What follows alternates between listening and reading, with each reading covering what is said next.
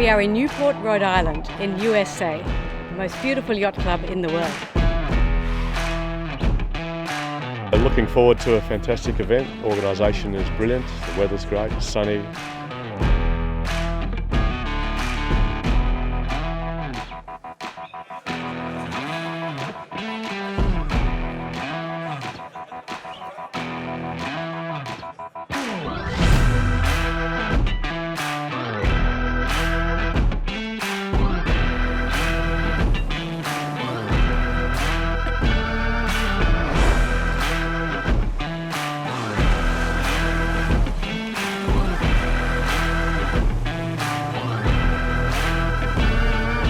Yeah, we're ready. So ready. It's been a great day sailing now and we're ready to start the regatta.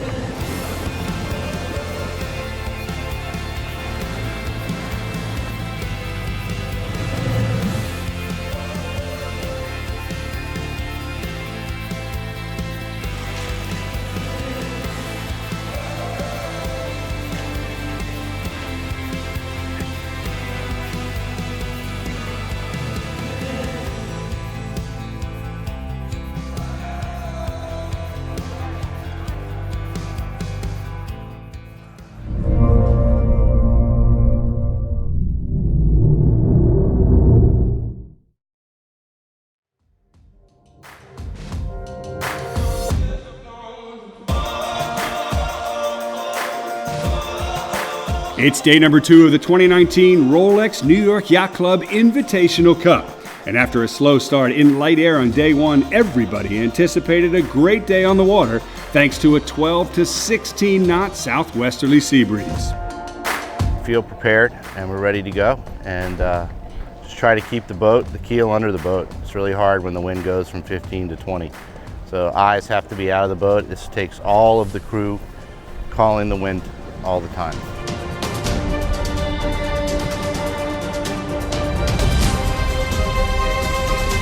As promised, the breeze delivered a fully packed day of sailing with 3 tightly contested races. California San Diego Yacht Club showed great consistency by impressively winning 2 out of the day's 3 races. That type of performance put them solidly in first place, 15 points ahead of Australia's Royal Sydney Yacht Squadron. Meanwhile, yesterday's leader, Japan Sailing Federation, dropped to 3rd, just 1 point behind. We just tried to sail our own boat, keep the boat moving fast. The team did a great job at minimizing mistakes. My tactician, Jake Liddell, kept us heading in the right direction, and the team was sailing really well. So it was one of those days we felt like the conditions played to our favor. It was windy, but it was also very shifty, and we just connected the dots and ended up having a really good day. Day 3 of the 2019 Rolex New York Yacht Club Invitational Cup promises to deliver more exciting action here in Newport, Rhode Island. So stay tuned. You won't want to miss it.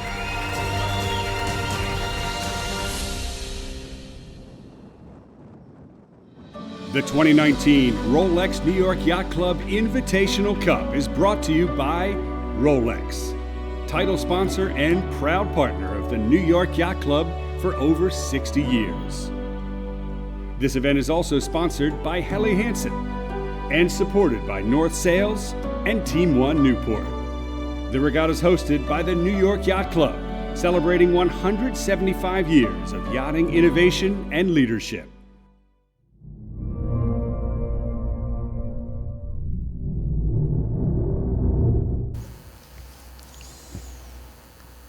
Welcome to Newport, Rhode Island for this 3rd day of the 2019 Rolex New York Yacht Club Invitational Cup. Hi, I'm Tucker Thompson along with Andy Green, and we are 4 races in to this 12-race series with 20 teams competing from 14 countries. And Andy, so far after 4 races, San Diego Yacht Club has made an impressive mark on this regatta. Yeah, it's very impressive. Tyler Sinks has done a super job helming the boat, and they've never really been actually winning.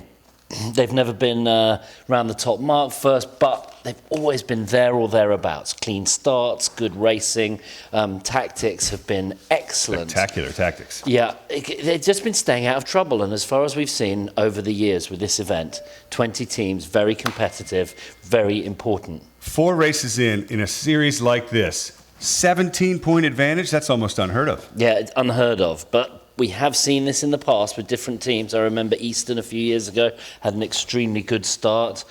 We've had other teams do the same, but it is possible with 20 boats, and today we're outside in Rhode Island Sound.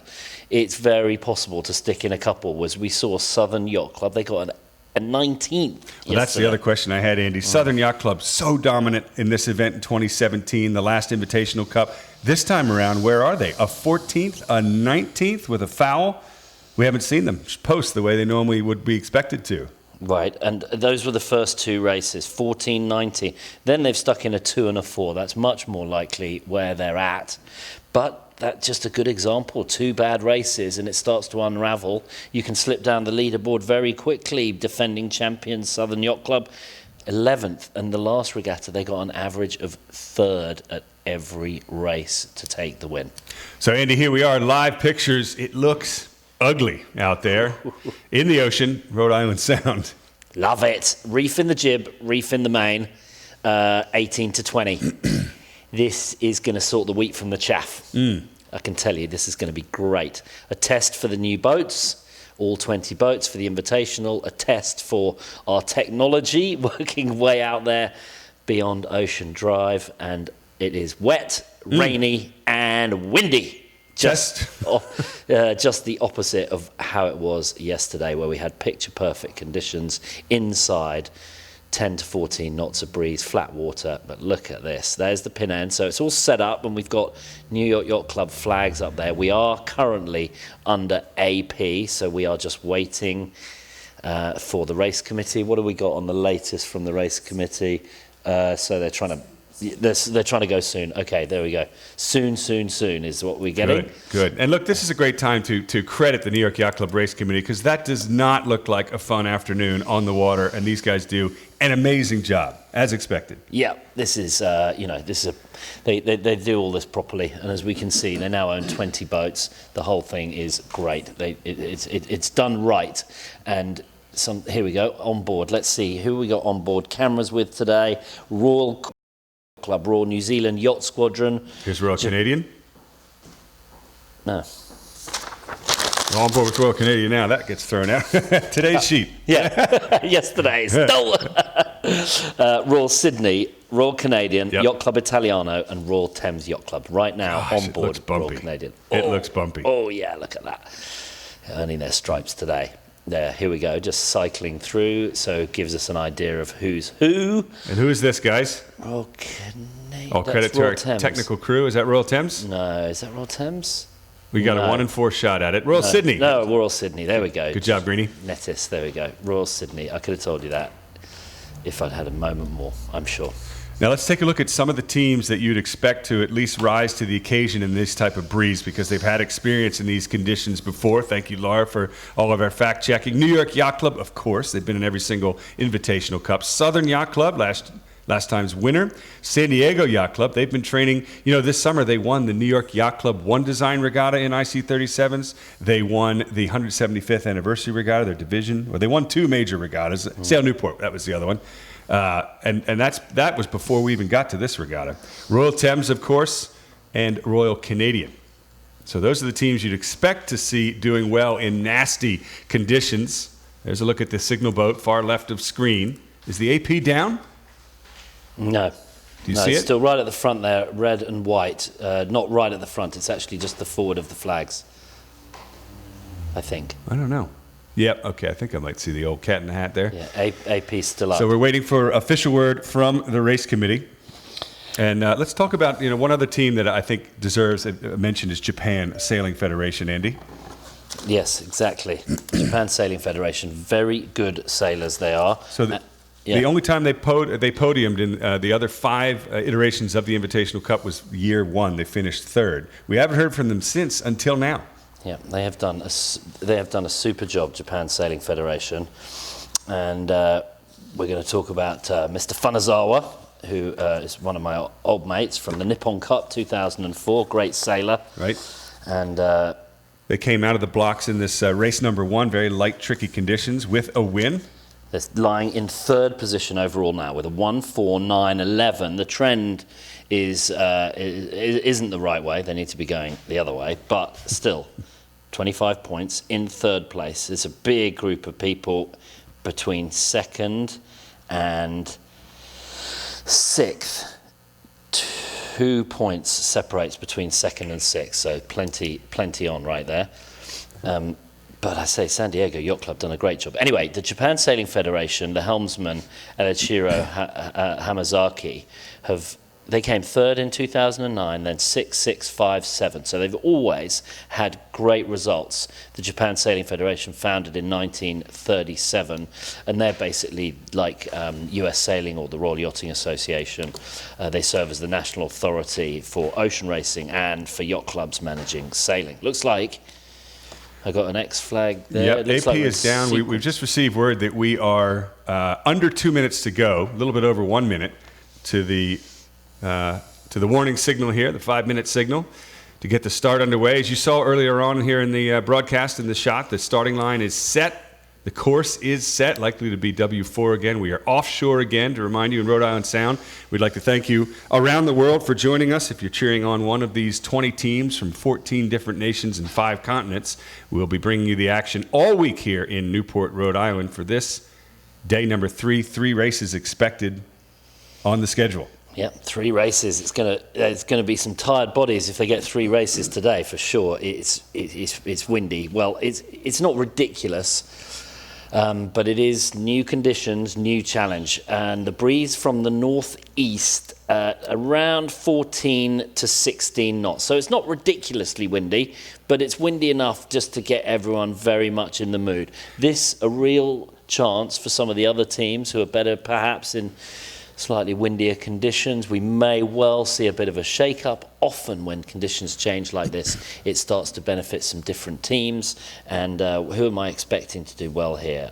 Royal Cork, maybe? Royal Canadian. They've got a very good crew, very experienced. I'm looking for something from the Royal Thames. Their results, 5, 5, 6, and then a 19. They had an incident at the end of the last race yesterday, which pushed them into 19th. On average, without that, they'd have been top 5. Yeah, well, they would, for sure. Okay, let's, I think we're on board. Who's that? We're on board with, let's take a little guess on that. If you're just joining us on Facebook, you can guess too while we get the graphics up. We're 3 minutes, 15 seconds away from the start of race number 5 here at the 2019 Rolex New York Yacht Club Invitational Cup. Special thanks, of course, to title sponsor Rolex for their long-standing support of the New York Yacht Club and the sport of sailing, lasting over 60 years. Andy, the 3-minute mark is underway. Now we're back at the pin. Yeah. Okay, you can see the line starts on the orange. The start is between this orange flag right here and the race committee boat, which is to the left-hand side, just shielded behind boat number 17 right there. That's the Yacht Club Costa Smeralda. And the pin end, it's always quite tricky to get the pin end properly set up there, but they seem to have done that. It's quite a bit deeper in Rhode Island Sound. Now, a few things to mention for today. The tide is coming. The tide is going out until about 1:30. Tide going out until 1:30. Breeze building. Max breeze is going to be at around 1 o'clock. So we've got another couple of hours of build. 26 the gust predicted this afternoon, average of 19. Yeah, I think it's going to. I got my models have got it a little less than that. 16, 15 to 17 puffs into 20, 22. But I'll tell you what else. From the north, so it is going to be kind of puffy. Yep, and also you can see the short, steep, kind of nasty chop that they're going to have to contend with, particularly upwind. I think that's going to put a premium on driving and on trimming for sure, particularly with the reef in both the headsail and the main. They're going to be looking for power upwind. They certainly won't be starving for power downwind. Yeah, I think maybe reef abundance of caution, I'd say, but it's not. You make a good point about the power. I suspect with this reef, they actually will be looking for power. They won't be trying to slough off the main. If they had the full main, I'd be looking at a little bit of jib car aft, a little bit of twist in the jib, and allowing you to put a bit of twist in the main as well. Yacht Club Argentina going right between the camera boat and the pin end of the line there. Pretty much where you'd expect them. They've been at the pin every single start this week, Argentina. Right. And won it. And they just need to, that has got them right to the front of the fleet. And all they need to do now is to keep those great pin end starts and keep it through. It does actually look faintly pin end favoured here. You think? Yeah, look how.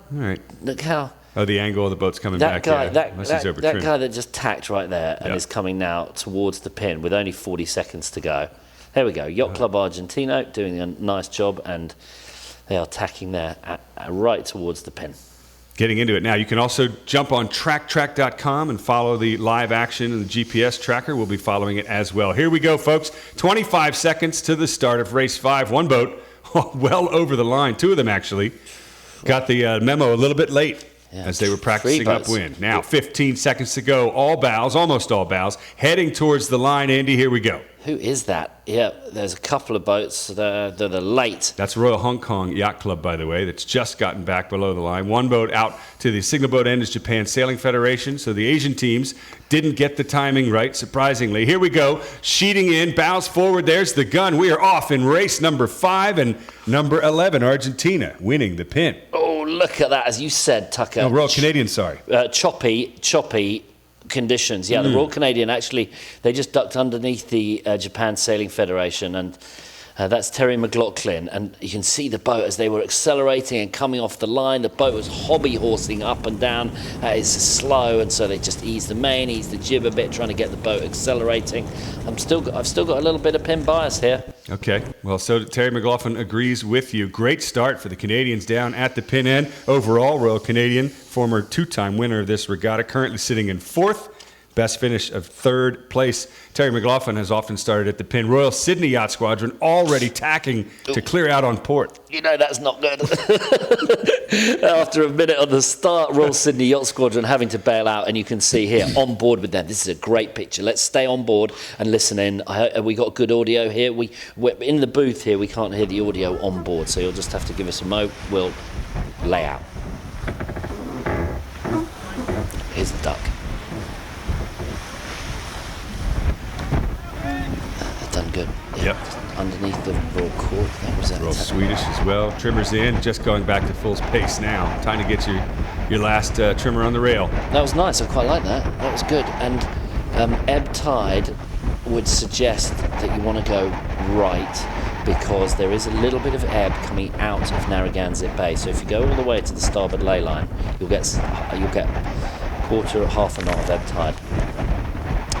No, they're going upwind. They're going north, aren't they? So actually, that's not right. You want to go right. They're going north. They're going north. My apologies. Don't go right. Go left. And maybe. Andy Green, sometimes wrong, but never in doubt. Here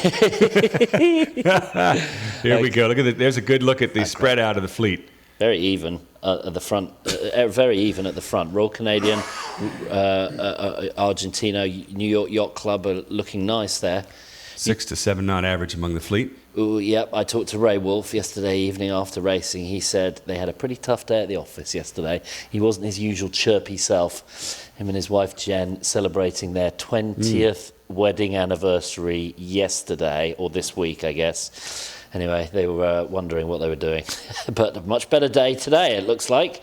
New York Yacht Club in 3rd, coming off the line towards that left-hand side. I quite like where they are. Slight bit of port bias, and don't mind this. Looks nice. What's the? Let's have a look. Yeah, looking at track, very even from the very even split. Half the fleet heading right, the other half heading left. Big bunch this left-hand end on starboard, and it looks pretty even for the rightmost and the leftmost packs across the course. No major shift has occurred yet. Maybe in a slight right-hand phase. tricky conditions this northeasterly, particularly as they get towards the top of the racetrack with the mark up under the shoreline there on Aquidneck Island. Yeah, so with this sort of speed of breeze, it won't be as shifty as if it was a little bit lighter and it was getting affected by the land. This is going to be a lot about boat speed and about boat handling from the crews and the teams. Skill of the helmsman, absolutely crucial today. And you can see that now we're just sorting out some of the top teams, and that left-hand side is a gaggle of boats. Here we go, in screen right now, and they are all some of the top boats. Here we'll just zoom in right there from as we can see it. Royal Canadian is farthest right of screen, bow forward, pretty much in the lead as we look at it here.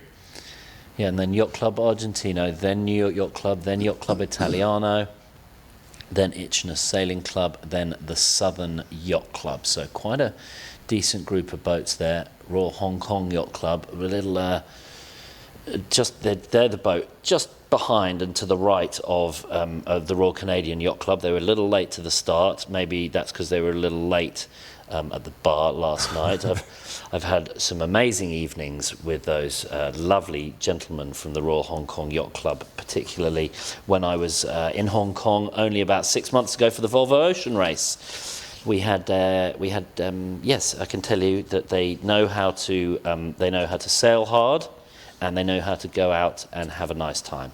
Jamie Bogue on board with them was the co-director of Abu Dhabi Ocean Racing, the victorious Volvo Ocean Race team, and he took me to the GGs, the horses in Hong Kong, right in the centre of Hong Kong. It is quite an experience. It's amazing. I highly recommend it if you go there. Once Andy starts to talk about horses, we bring it back to the action on the water. On board with Royal Sydney Yacht Squadron here, Mr. Nettis. Just take a look at the pounding with these waves. Watch the main trim angle there. You can see, oh, look at that big wave. Watch the rudder angle and the trim of the main back and forth. Sometimes I saw these mains getting washed out up at the top. There you go. There's an ease right there. Bows down a little bit, just trying to power through these nasty chop. So he's trying to use as little rudder as possible. You can see Guido holding the tiller extension, and he's trying to use as little rudder as possible, but he's got to use enough just to take away the worst of the hobby horsing effect that the boats get through this short chop. The tactician Tom King, we talked about him a little yesterday, 2000 Olympic gold medal winner in the 470. What a day that was, the Sydney Olympics, and the Australians, the best sailing nation at the 2000 Sydney Olympics was... And he's just come off the rail. He's possibly found a right-hand shift or a lane, something he likes to their left. Cruise in, setting up to tack. Marlene Berzins, she is just doing the runners right there. You can see her just sliding from left to right, setting up the new runner. There she is, 20 years old. Oh, I think they look nice here. What does Track have to say about the Royal? Here's Royal Sydney right here.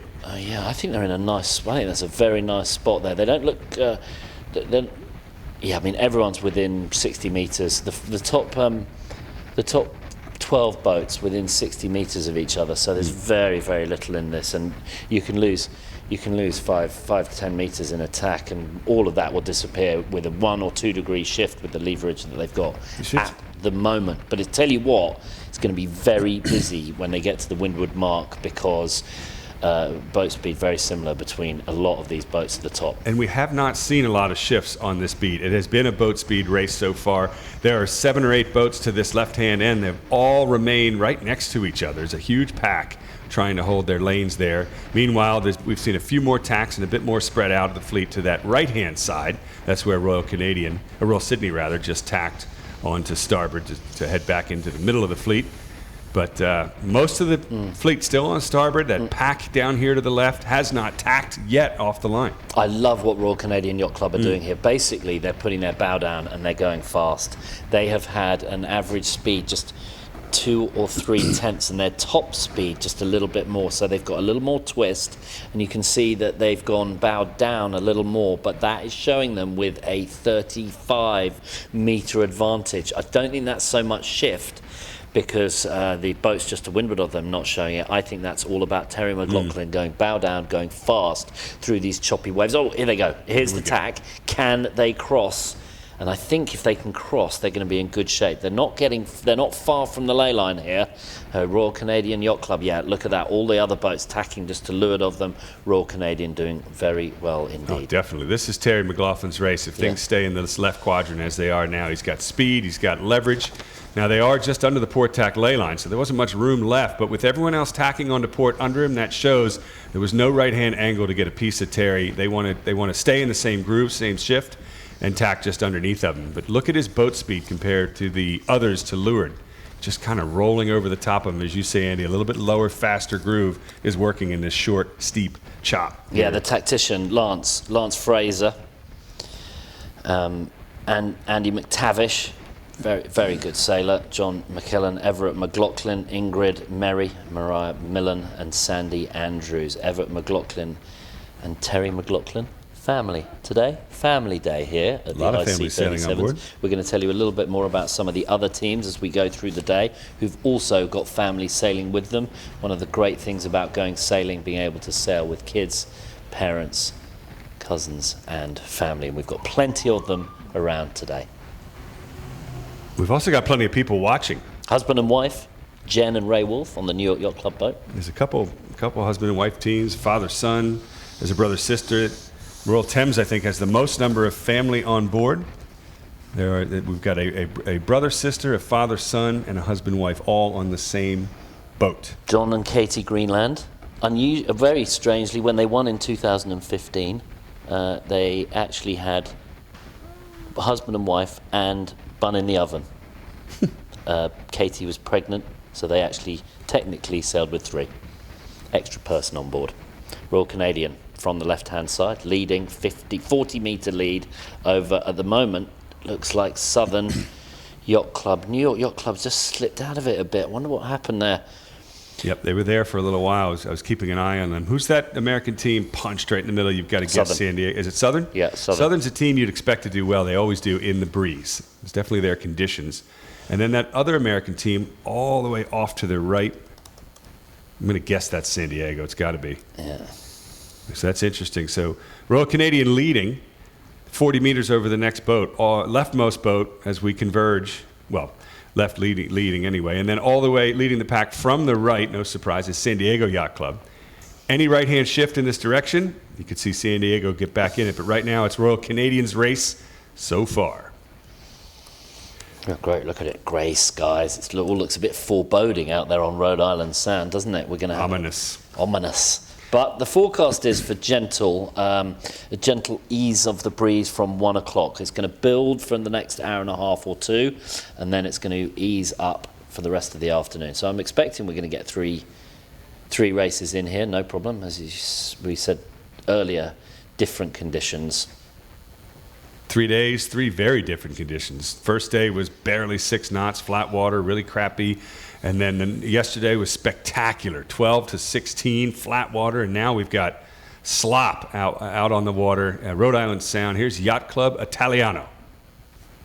Yeah, let's go on board with the Yacht Club Italiano. Very nice. Ilaria Paternoster and Michele Remangino, they are the co-helms people sharing duties. And Ilaria is a very accomplished 420 Women's European Champion and 420 Youth World Champion, so blooding the young.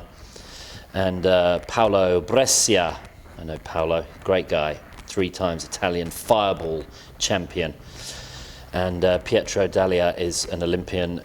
The rest of their crew, Michele Remangino, Lorenzo Maresca, Giorgio Girola, Alessandro Ciatoni, Chiaria Saglietti and Andrea Bianchetti, along with Ilaria Paternoster. Very well done. That was more impressive, I think, than your Japanese team pronunciation yesterday. But I give you credit. You can definitely tell. You can definitely tell that they are an Italian team. There's no ringers on board that boat. Okay, we're on board with them. That was great look from the back of the Italian team. You know, one thing I noticed, they were trimming a lot less and they had to bow down a little bit, put a little bit of a wider, faster groove.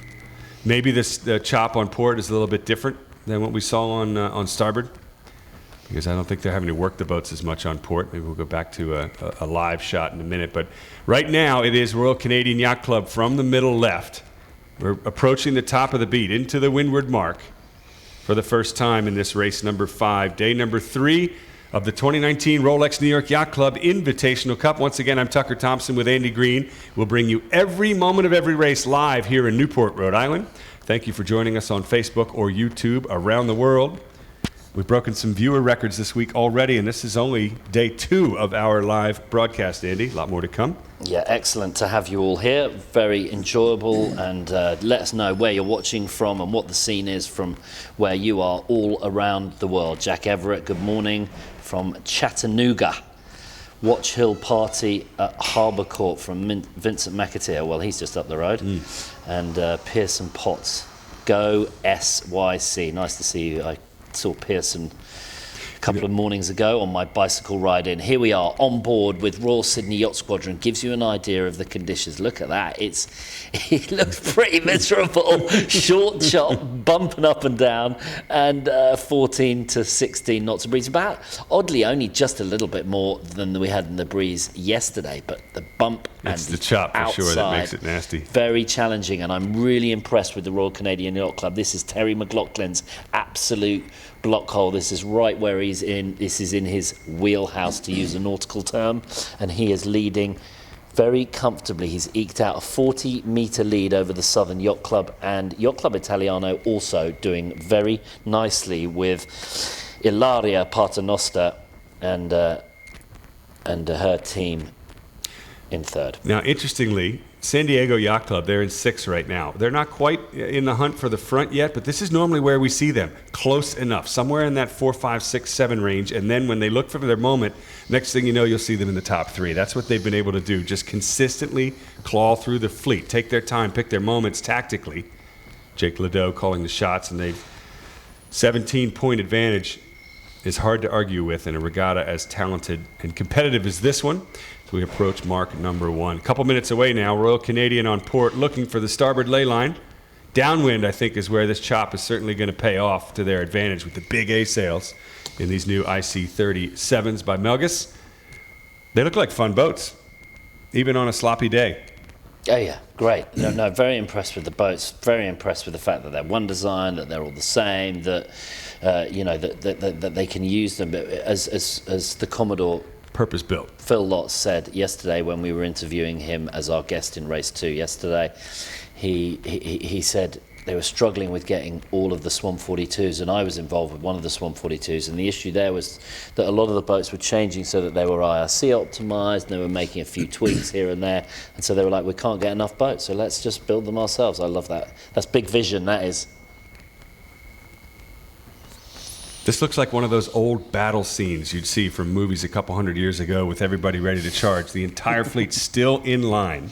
Yeah. That means it's going to be a crowded, nonetheless entertaining mark rounding here at the top as Royal Canadian leads the charge. They're still on port. The boat on starboard there facing us is Southern Yacht Club, fighting it out with Yacht Club Italiano and Yacht Club Argentino. Those are your top 4 boats that you're looking at here. Approaching mark number 1. Terry McLaughlin's Royal Canadian Yacht Club team out in front. They're still on port. Look for them to enter the frame, and there they are, right on time. Yeah, I love Yacht Club Argentino. They have, in the last few invitationals, they've not done their best. And this time, the last couple of days, they have done really nicely. They are sailing neat and tidy. They've clearly learned, this will be good. On port, coming into the windward mark, on board the Royal Sydney Yacht Squadron. They're going to be a duck. Let's listen in. Going to have to duck something. They've got a boat just in front of them, and it's very bumpy, accelerating out the tacks hard. Looks crowded. Here we go. Okay, looks safe. Looks safe. There's Royal Cork just in front of them. Here we go on ley line. Yep, Royal Cork just going to tack to windward. You can breathe now. Yeah. Oof. I mean, honestly, anyone who has come in on the port ley line with 20 boats at a windward mark. Big pile up. Look at that starboard train coming into mark number 1. Good stuff. It's going to be all on downwind, that's for sure. Yeah, great racing. I mean, the whole fleet's got to be within a minute and a half after the first beat. Terry McLaughlin is now tacked onto starboard and leads the charge for Royal Canadian. Boat, the mark on the right, that is the offset mark. The mark on the left hand screen, that's the windward mark. Well done. Thank you, Greenie. Here we go. Already reaching into the offset mark for the hoist. This is where crew work is really comes into play. Crew work's not going to make you go farther forward in a regatta, but bad crew work can definitely slide you back. You want to stay in place. McLaughlin wants to stay out in first, so the crew's got to get a good set and a good lane. They overstood a little bit there, so it could be a right-hand shift at the top. Well, those Tucker's tips. One of Tucker's tips. So many more. They're just, they're stored. They've been filed away for a long time. Yeah. We got all day. There we go. There's our leader. Out of frame, already heading downwind. He's gone. Look at the crowd. Love it. Great racing. A reef in case you've just joined us. This is race number 1, 2019 Rolex New York Yacht Club Invitational. 1 reef in the main, 1 reef in the jib. And the offset mark is just there, and that keeps the boats away as they come. Sorry, that's the windward mark, offset just to leeward, you can see it. So they reach along to the offset and then they hoist, and that just gets the boats away from the entrance to the windward mark. So boats coming upwind and downwind, it just keeps them slightly separated and doesn't have any real influence on the race. Look at the traffic ahead of Yacht Club Italiano. All right, let's see how they do at the set. Yeah, let's watch the mechanics on board. Some teams use 2 people at the mast, others use 1. Either way, ringing the bell is a big benefit. Look, they're reaching over the boat to leeward. Has a very slow set. That's good if you get a good hoist. Here we go. Yeah, there's Ilaria on the helm. She's trying to keep clear of the boat to leeward, but she's done a nice job of weather the sheet off. Hey, okay. trim on sheet. Every luff of that spinnaker loses them a couple feet each time. Come on, guys. No set yet. You're live on camera. There you go. Come on. This is the time to perform. Sheet in. Oh, now Sheet in. I can't watch it. Goodness sake. Okay, there we got go. it. We're off. There we go. Back with the front runners, the Canadian flag. 3 sails. Phil told us yesterday, somewhere around 8 to 10 knots, the crossover when you drop the jib. Certainly we won't see that in these conditions. No one's jibed yet. McLaughlin still leading the charge. Downwind, leg 2. So that's Royal Canadian. The maple leaf on the spinnaker just behind them. Southern, breathing right down their neck behind with a lower course, setting up for the jibe. New helmsman this year for the Southern Yacht Club. Johnny Lovell, the tactician, his brother Andy is driving this year, in for Marcus Egan, who won the regatta at the helm 2 years ago, the 5th edition of the Invitational Cup. Andy Lovell, second in the Olympic laser trials for the USA in the laser and the star, won the laser nationals. Melges, 32, national champion with his brother Johnny, and 2-time college All-American. We could go on. The Lovells, a royalty of sailing in the South. So your leaders are hovering around 13.5 knots. Watch that 4th place boat, that 4th American flag, San Diego Yacht Club. Downwind is where this team comes alive. This is where they tend to make their move. They stay in the hunt. Right now, top 6. I wouldn't be surprised if they pick off a few boats on this run. The next sights are set on Yacht Club Argentina just in front. I mean, I'll be honest, they're in 5th right now. They're in pretty good shape. Not too concerned about them right now, but I'll tell you who I am concerned about, the Royal Thames.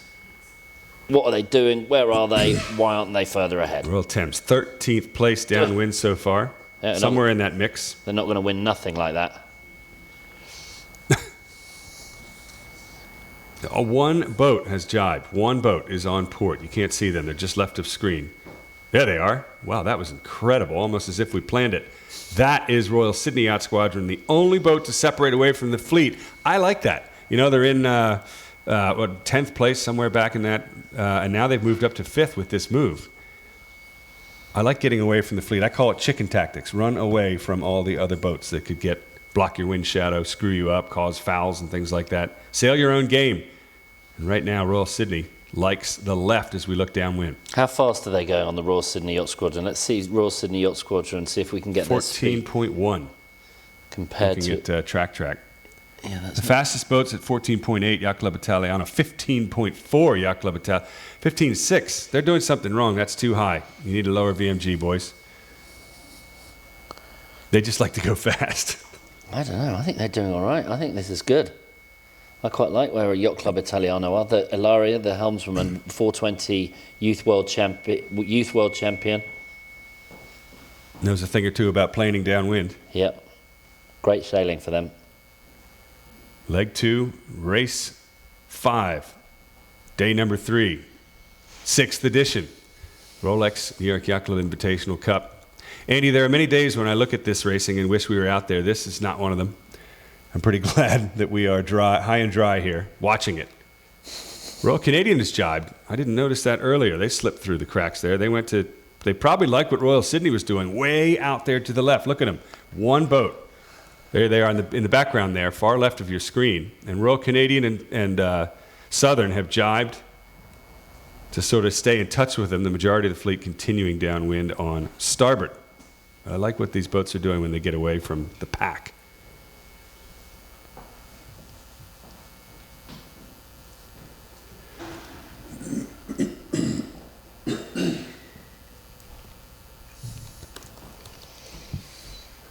Here we go. On board with Royal Sydney Yacht Squadron. Let's listen. Plenty of wind noise. We can't hear it in the studio, but it's got to be something like...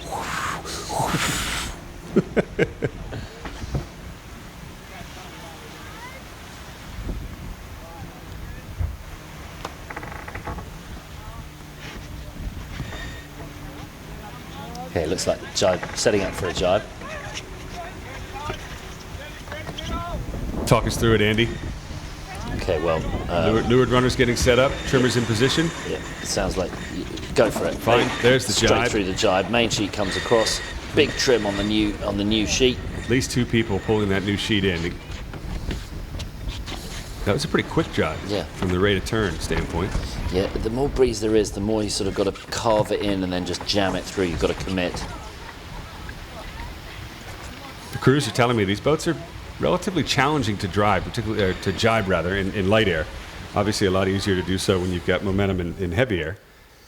So here we go. Here's a look at the entire fleet. Royal Canadian still leading. They've increased their lead by 70 meters downwind over Southern Yacht Club, upper right of your screen there on track, following them in second place. Over 100 meters behind. The fight for third is between Yacht Club Argentina, there in the middle, the light blue and white country flag, and also San Diego Yacht Club. And they are on the bottom of the screen there, having jibed as well.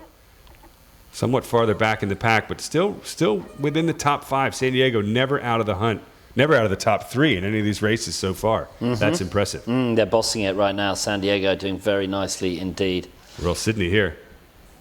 Yeah, Is it? Yep.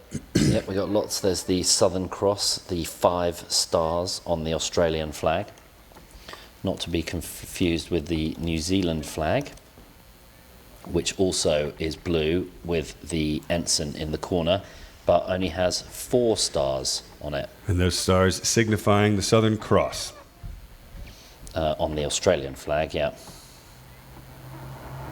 On board again, Yacht Club Italiano, water on the deck.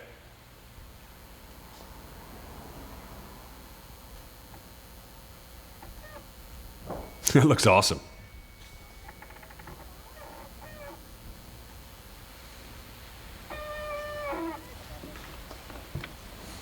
Well, they got downwind in a hurry. The leaders are already setting up for the leeward gate. Probably about 2 minutes away before it's time to drop the spinnakers.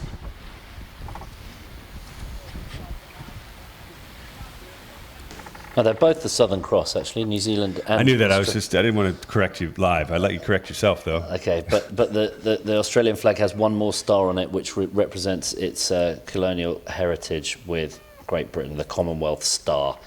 Get your pencils out, folks. You can learn something from listening to Andy. I do every time. Yeah, right. I do every time. If you watched that broadcast 2 years ago, you learned that they actually milk baby goats over on Goat Island. That was Andy's tip from the Resolute Cup. Come on. I still remember that one. We can't rehash old material. We're going for new stuff. Royal Canadian Yacht Club, the maple leaf there on their sail. Southern Yacht Club just behind them. You know, it's one thing to have a good start and get a little bit punched on the fleet, but it's another thing to continue to increase your lead. That's what Terry McLaughlin has done, upwind and downwind, just commanding the other 19 boats out there as he's set up for the leeward gate. Left or right, Andy, which way would you go? It's a toss-up. We didn't see too many shifts very early Spinnaker drop. I'm fine with that early. Now, do you see that? They have a retrieval line. This is great to watch right here, and they're still trying to get... You see the guy in the middle in black? He is just pulling that spinnaker in with this retrieval line that goes through the front hatch. Got to pull it in, and that makes the drop supposedly considerably easier. Technology from the TP52s and the 72s, and I think the person pulling that in... While you sort that out, I just noticed on the overhead Andrew track Tavish. shot, the left-hand mark as you look upwind, much more favored. That's where your leader's headed. Right turn around the left gate as you look upwind. Terry McLaughlin driving. Royal Canadian. I think that was McTavish pulling that spinnaker down. We've got a lot of fans from the Southern Yacht Club. Amazing. We got Jennifer Lovell, sister of Andy, and... Hi, Jen. We have the same birthday. Yeah. Jen and I do. A student of Charleston Yacht Club. Don't worry, Jen. I won't tell anybody how old we are, though. I'll keep that one Charleston University. between you and I. College of Charleston. I'll get it right one day. Their great coach, Dr. Shrimp. Doc Wood. He's been Wood. long gone. That's right. Long gone. Amazing coach 25 years ago at the College of Charleston. Let's take a look at what's going on here. Most boats, actually a bit of a split. The leader's gone to the left. The next few boats went right, including San Diego and Southern Yacht Club. Look at San Sydney. Diego heading left. Look at Sydney, though, right back in it. They did a great job of getting, as you said, Tucker, jibe away, clear air. In this sort of breeze, you're not worried so much about the shift. You're more worried about doing less manoeuvres and going as fast as possible down to the bottom, and that is what Royal Sydney Yacht Squadron have done, and they've got right back into this. New York Yacht Club starting to get back in the hunt, 7th or 8th as they come in to the bottom mark. Terry McLaughlin on the Royal Canadian Yacht Club boat, bossing it at the moment, heading out to the left-hand side. Same side that he made work in the first beat. He did one tack in that first beat before they got to the starboard ley line. Let's see what they do this time.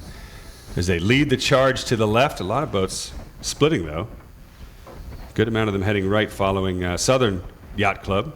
Andy Lovell's got his bow down in what looks to be a right-hand shift if you look at the GPS.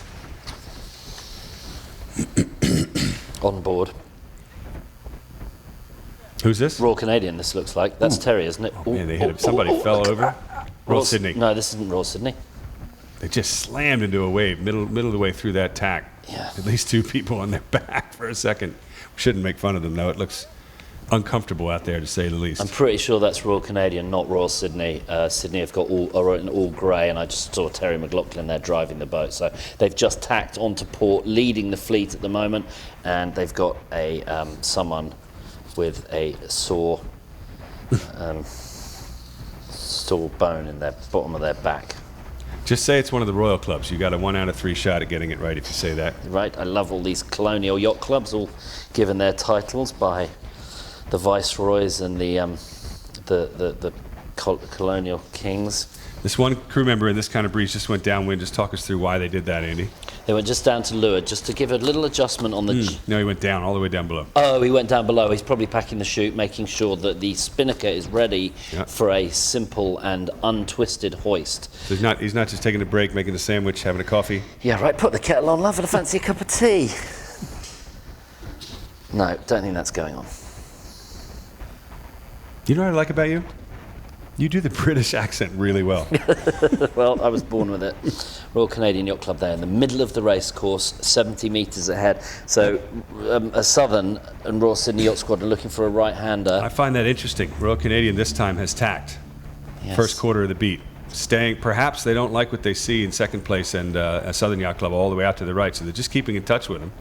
And look at this overhead shot with the drone. Do you see slightly more breeze on the horizon to the right, maybe? Yeah, I think maybe the right... And Royal Canadian have done the right thing by going right. 2 of their major competitions in the Southern Yacht Club and the Royal Sydney Yacht Squadron as well are on the right. And the boats on the left just not looking so good. San Diego Yacht Club went to the left and I think have lost out a little bit. New York Yacht Club slowly climbing the ranks. Just got slid ahead of Yacht Club Argentina. There, the race course right in front of us, all 20 boats. Last boat coming into the bottom mark now. I would guess that that's the Yacht Club de France. here we go, some speeds. Royal Canadian, they've always up there. Look at that. Upwind, 7.5 to 8 knots, 7 to 8 knots on the Royal Canadian, and everybody else more like 6.5 to 7.5. So Royal Canadian Yacht Club, maybe it's not half a knot faster, but it's certainly a bit. And look, they've got a lead over the Southern Yacht Club of 150 metres now. I'd go for Royal Sydney Yacht Squadron doing nicely on the right as well. And is that the Canadians tacking now, or is that? Well, it's tough to see from that angle, but they're crossing their closest rival, Southern Yacht Club, in the middle of the screen, and continuing on port. Here we go. So they're going to let Southern go to their left and keep their eye on Royal Sydney all the way out to the right. Royal Canadian, that's it.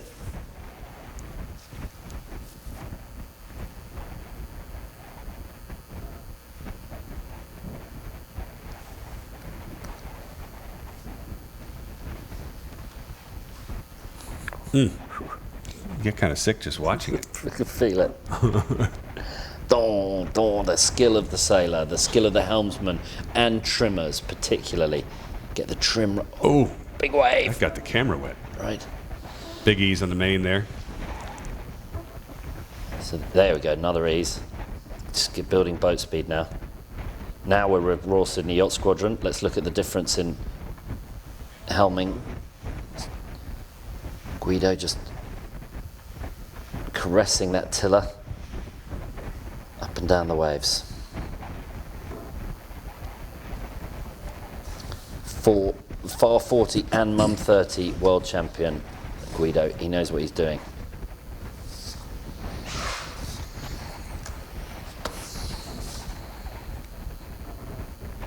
Guido Belgiorno Netis. That is an Australian name if I've ever heard one. Tom King, the tactician. There's San Diego, lower right of your screen. They just start clawing through the fleet. Last time we checked in with them upwind, they were in 6th. Now they're fighting for 3rd with Japan Sailing Federation, another team that's always in that top 4 or 5 or 6 group, always within range.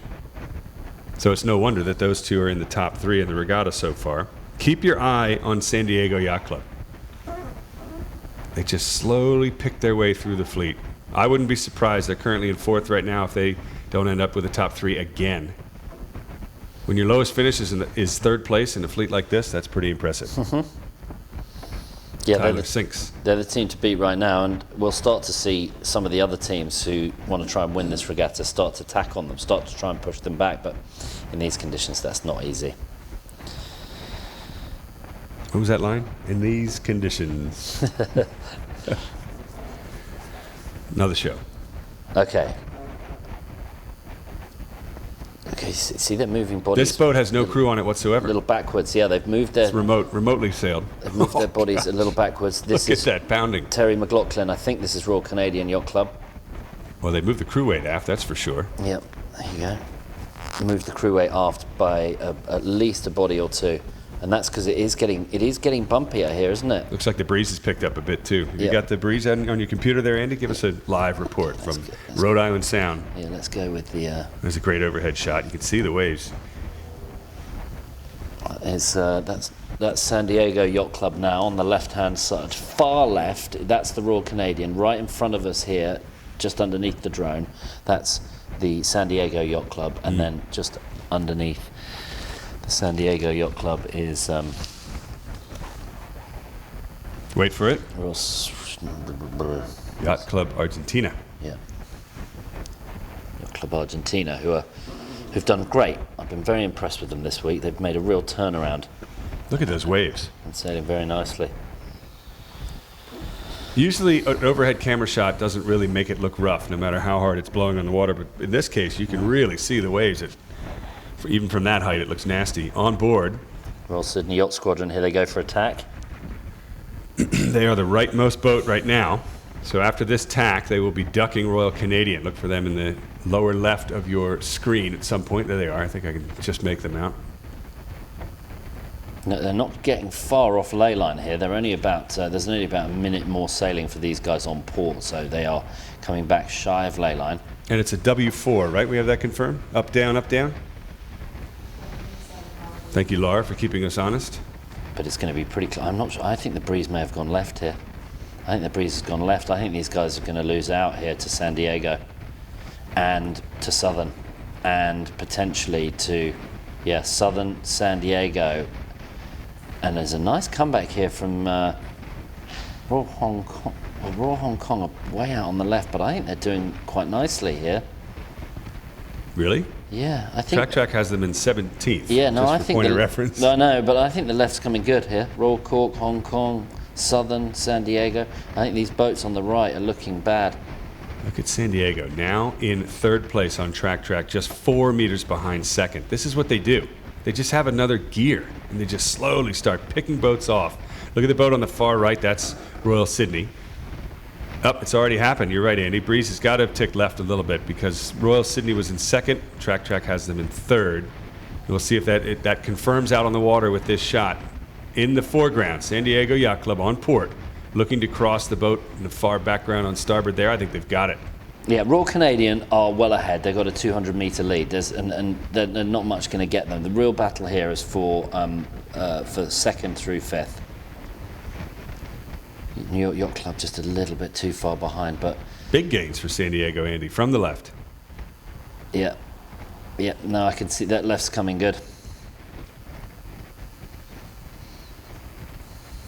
Coming onto ley line. So for this is the final windward mark. Royal Canadian Yacht Club just got those just 2-3 tenths faster. Royal Sydney Yacht Squadron, then San Diego Yacht Club in 2nd. Here we are with Royal Sydney. I think they're going to... The boat just underneath the jib there, that's San Diego Yacht Club.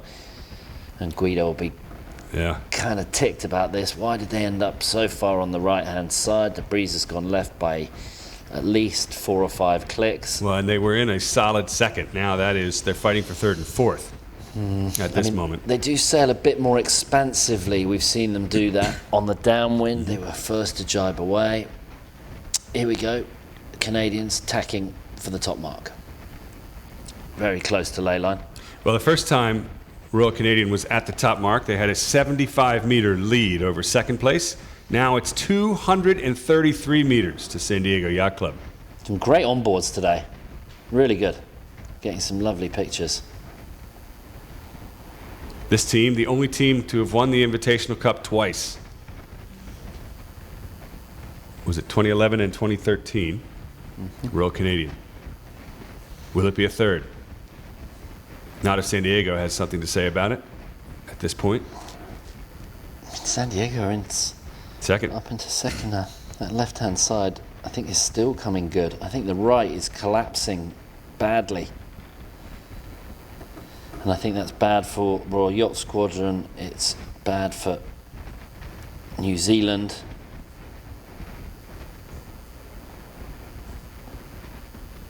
Royal New Zealand Yacht Squadron, in this 2nd time that they've come all the way up here to this regatta. Their first time, I believe, was in 2009. I think it's good for 10 New York. years. Good for New York Yacht Club. Yeah, how's New York doing right now? A little bit of a right-hand shift appearing, though, on the starboard ley line now. Track has Royal Canadian below ley line. Tough to see if that's accurate or not. If it is, Terry McLaughlin and crew will have to do 2 more tacks to get around the mark, but they've got plenty of a lead. There it is. There's your leader. And you can see the chop, Andy. It's coming from left to right on the screen, so port tack, much less comfortable than starboard.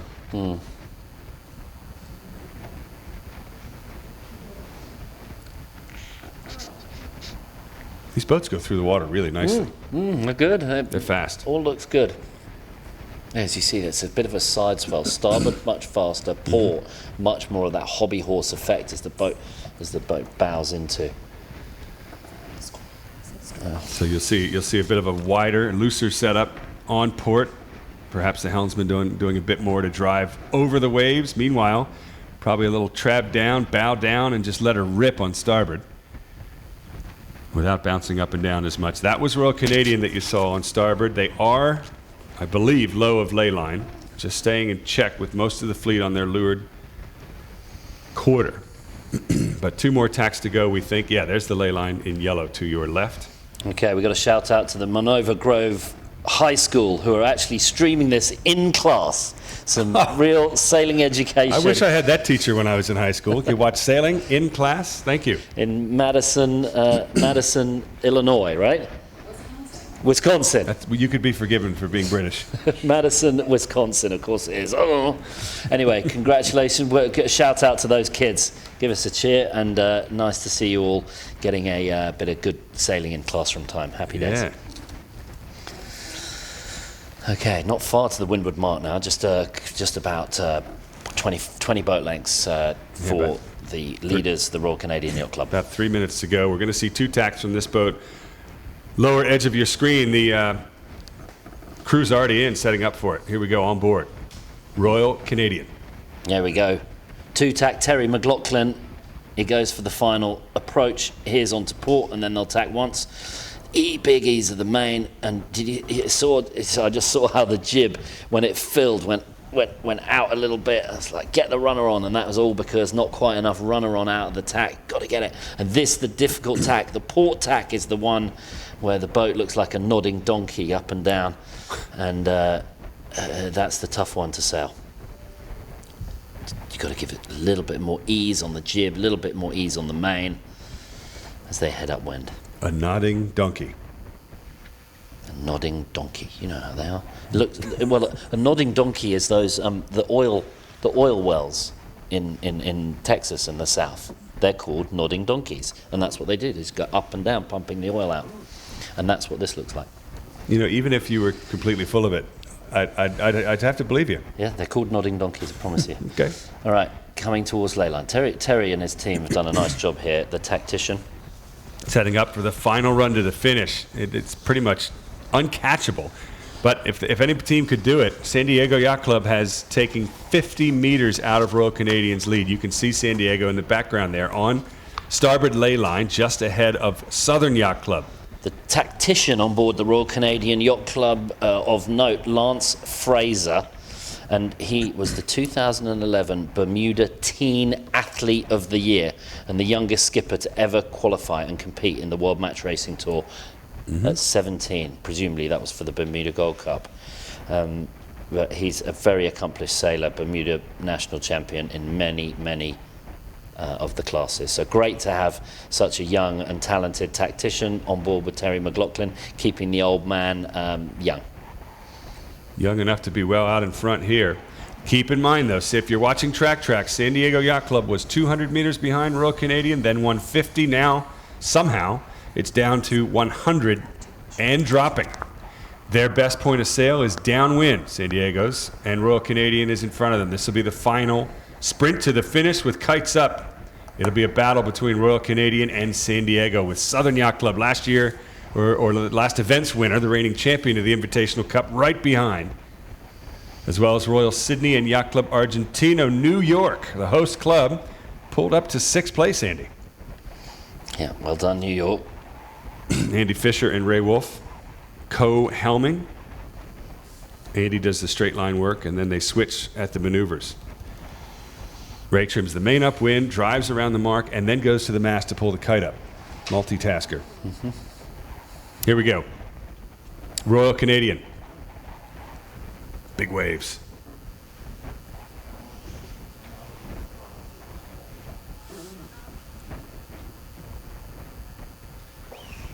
Not a huge rush. They have enough of a lead where you just want to get a good set. You don't have to rush it and make any mistakes. Keep things smooth and conservative here. Just get the kite flying. Oh, the pole came back in a little bit. No, the tack line went off. That's not good.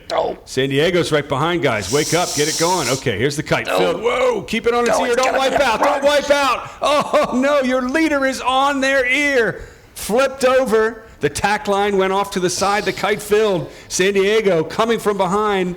That's going to open the door. The kite collapsing there as McLaughlin puts the bow down. Trimmer pulls it back in. They are still in the lead, but they've lost a massive amount to San Diego. Oh, look at the jib as well at the front. It's fully twisted at the top. That's a bonner on that. Now the spinnaker's not up to the top of the mast. It's not out to the end of the pole. When good times go bad on the Canadian boat.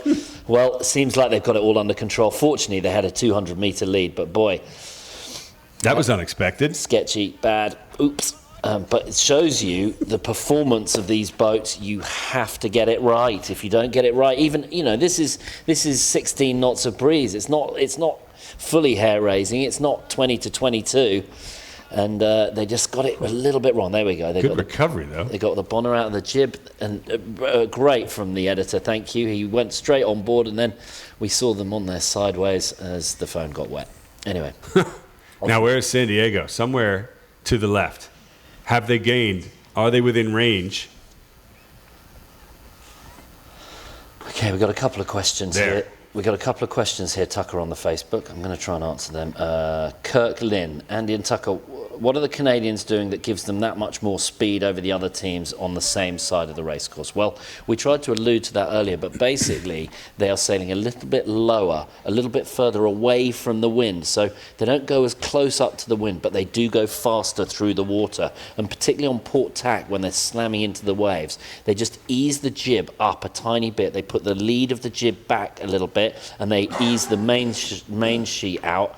And that allows the boat just to be a bit freer and go a bit faster. Terry McLaughlin, also an Olympian, very accomplished, so he knows how to just nuance, just gently drive the boat through these difficult waves. But essentially they sail a little bit freer, both on sails and on angle. Oh, look at that, Sydney Yacht Squadron getting a bit of puff on right there. I just want to point out, sorry, that last shot you saw was an all-white spinnaker with no country flag on it. That was San Diego Yacht Club, so they must have had a tear or some issue with the spinnaker and changed out to the spare.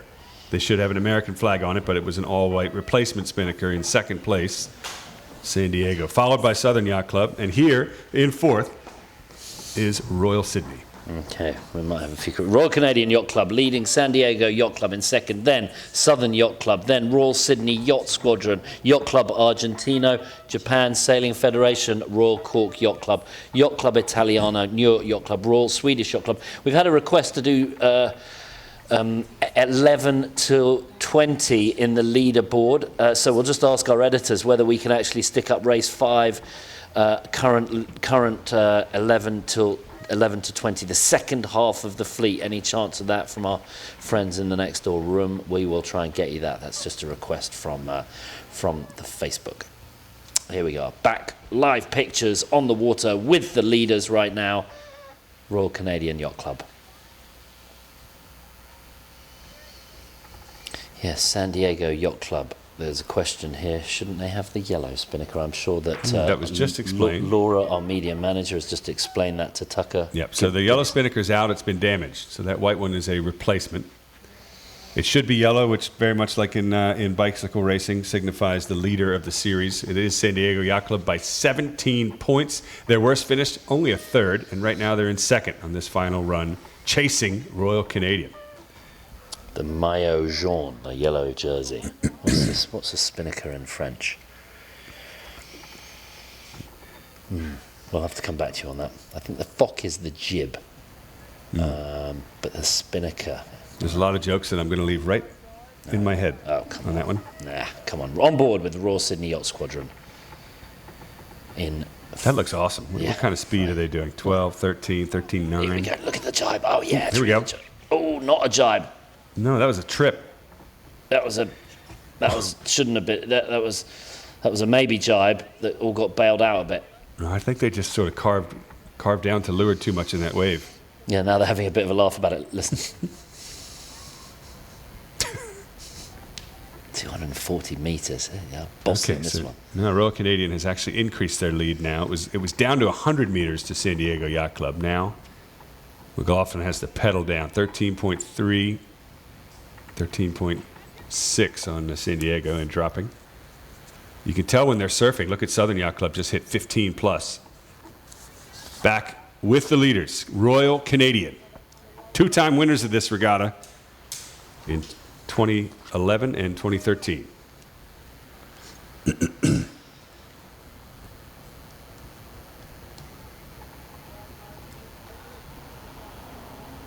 This will be the final run to the finish. Race number 1 today, overall race 5 in the regatta series. Royal Sydney, the first boat to jibe away, again splitting from the fleet, trying to get back into this. I take that back. That's not Royal Sydney. Who's this, Andy?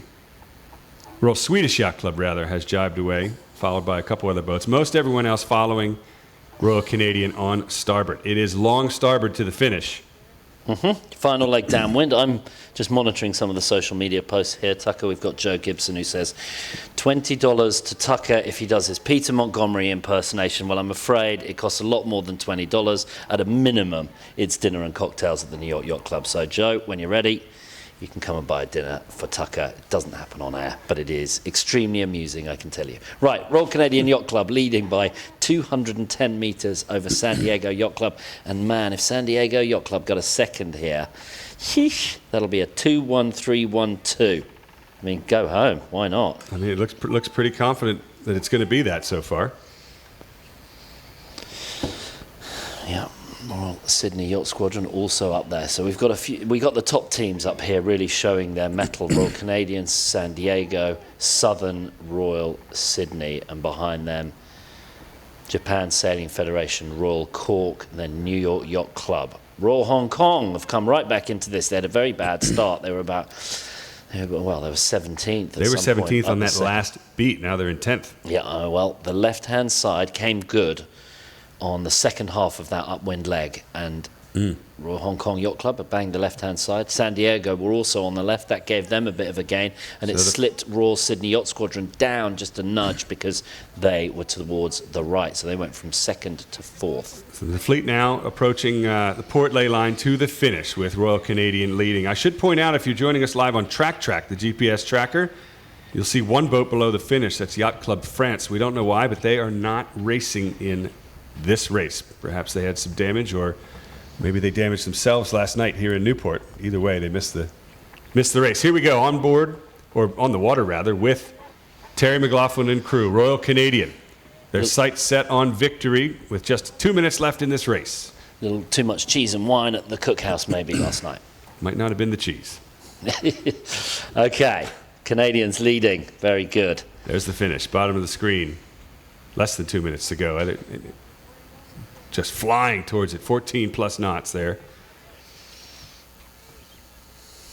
Yeah. Wire to wire. From winning the start, every single mark rounding, Royal Canadian has impressed us. These are definitely their conditions, Andy. Let's see what the live breeze is out there. It's 14, gusting to 17 out there. So the puff's at 17, the boats are getting up to 13, 14. When the breeze is at sort of 14 to 16, it's 12. It's a sort of average of 12 and a half knots on the downwind. And at 15.7 right now to Royal Yacht Squadron, fastest boat on the fleet, obviously surfing there. 15.8 now. They're doing something different, I can tell you. But Royal Canadian just bossing it all the way around the course, wire to wire. San Diego's lost a little bit behind. There's the finish line to your right. The green mark is the pin. Signal boat coming into view. And that means race number 5 will be history for Royal Canadian Yacht Club. They'll take their first win in this regatta. Well done, Terry McLaughlin and crew. Yeah, put on a masterclass there. Excellent sailing. Won the pin, extended out towards the left-hand side. They put the bow down a little bit. They were just getting a few more tenths of boat speed out of the boat, and then they tacked on less tacks, faster boat speed, and they kept it real simple all around the race course. They only had one slight snafu around the final top mark when they didn't get the pole out properly, got the hoist, and then ended up on their ear. The tack line blew. Oh. But they recovered, no problem. They had enough lead to be able to hold it off 200 metres over San Diego Yacht Club, who are now... there they are, just coming into the frame there as we go back overhead with the Track GPS. Interesting that Southern Yacht Club has dropped back to Royal Sydney Yacht Squadron, who now sits in third, chasing San Diego. And San Diego's looks a bit slow here. They've got one more jibe to do. They are not on ley line for the finish. Here comes the jibe. That's why the boat speed was slow. The GPS will catch up and tell us that they are turning. There it is. They've jibed. Oh, it looks very close, Andy, for second. Oh, yeah. Who's got it? Yeah, this is going to be very close. I think it's San Diego Yacht Club, but only by a couple of boat lengths. And that part of that was not a very good jibe on board the Royal Sydney Yacht Squadron. So it's Royal Canadian, San Diego, close behind Royal Sydney, then Southern Yacht Club. That's a keeper. They'll take a 4th place as they cross the line next. Minute 10, San Diego were behind the Canadians. Terry McLaughlin doing a really nice job there. It looks like 4th in the Southern Yacht Club, so it was basically about 10 seconds between these boats.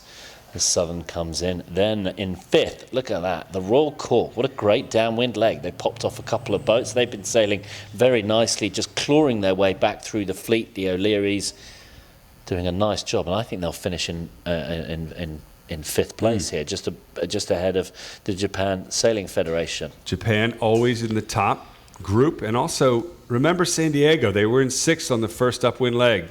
We told you keep your eye on them. They're going to pick boat after boat off, and they certainly did, taking a second place. Impressive. This is a close finish, Andy. To your left is Japan Sailing Federation. Just in front is Royal Cork, completing their jibe. On to starboard, it'll be Royal Cork, taking fifth over Japan Sailing Federation's sixth.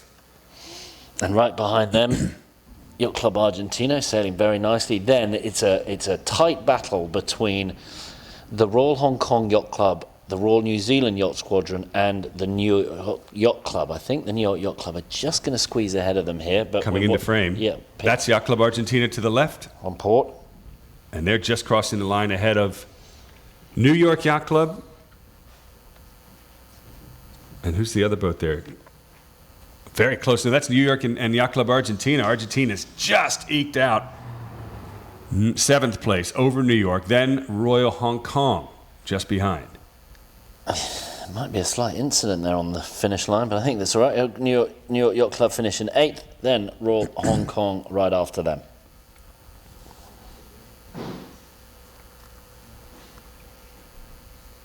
Well, this is great watching the boats finish.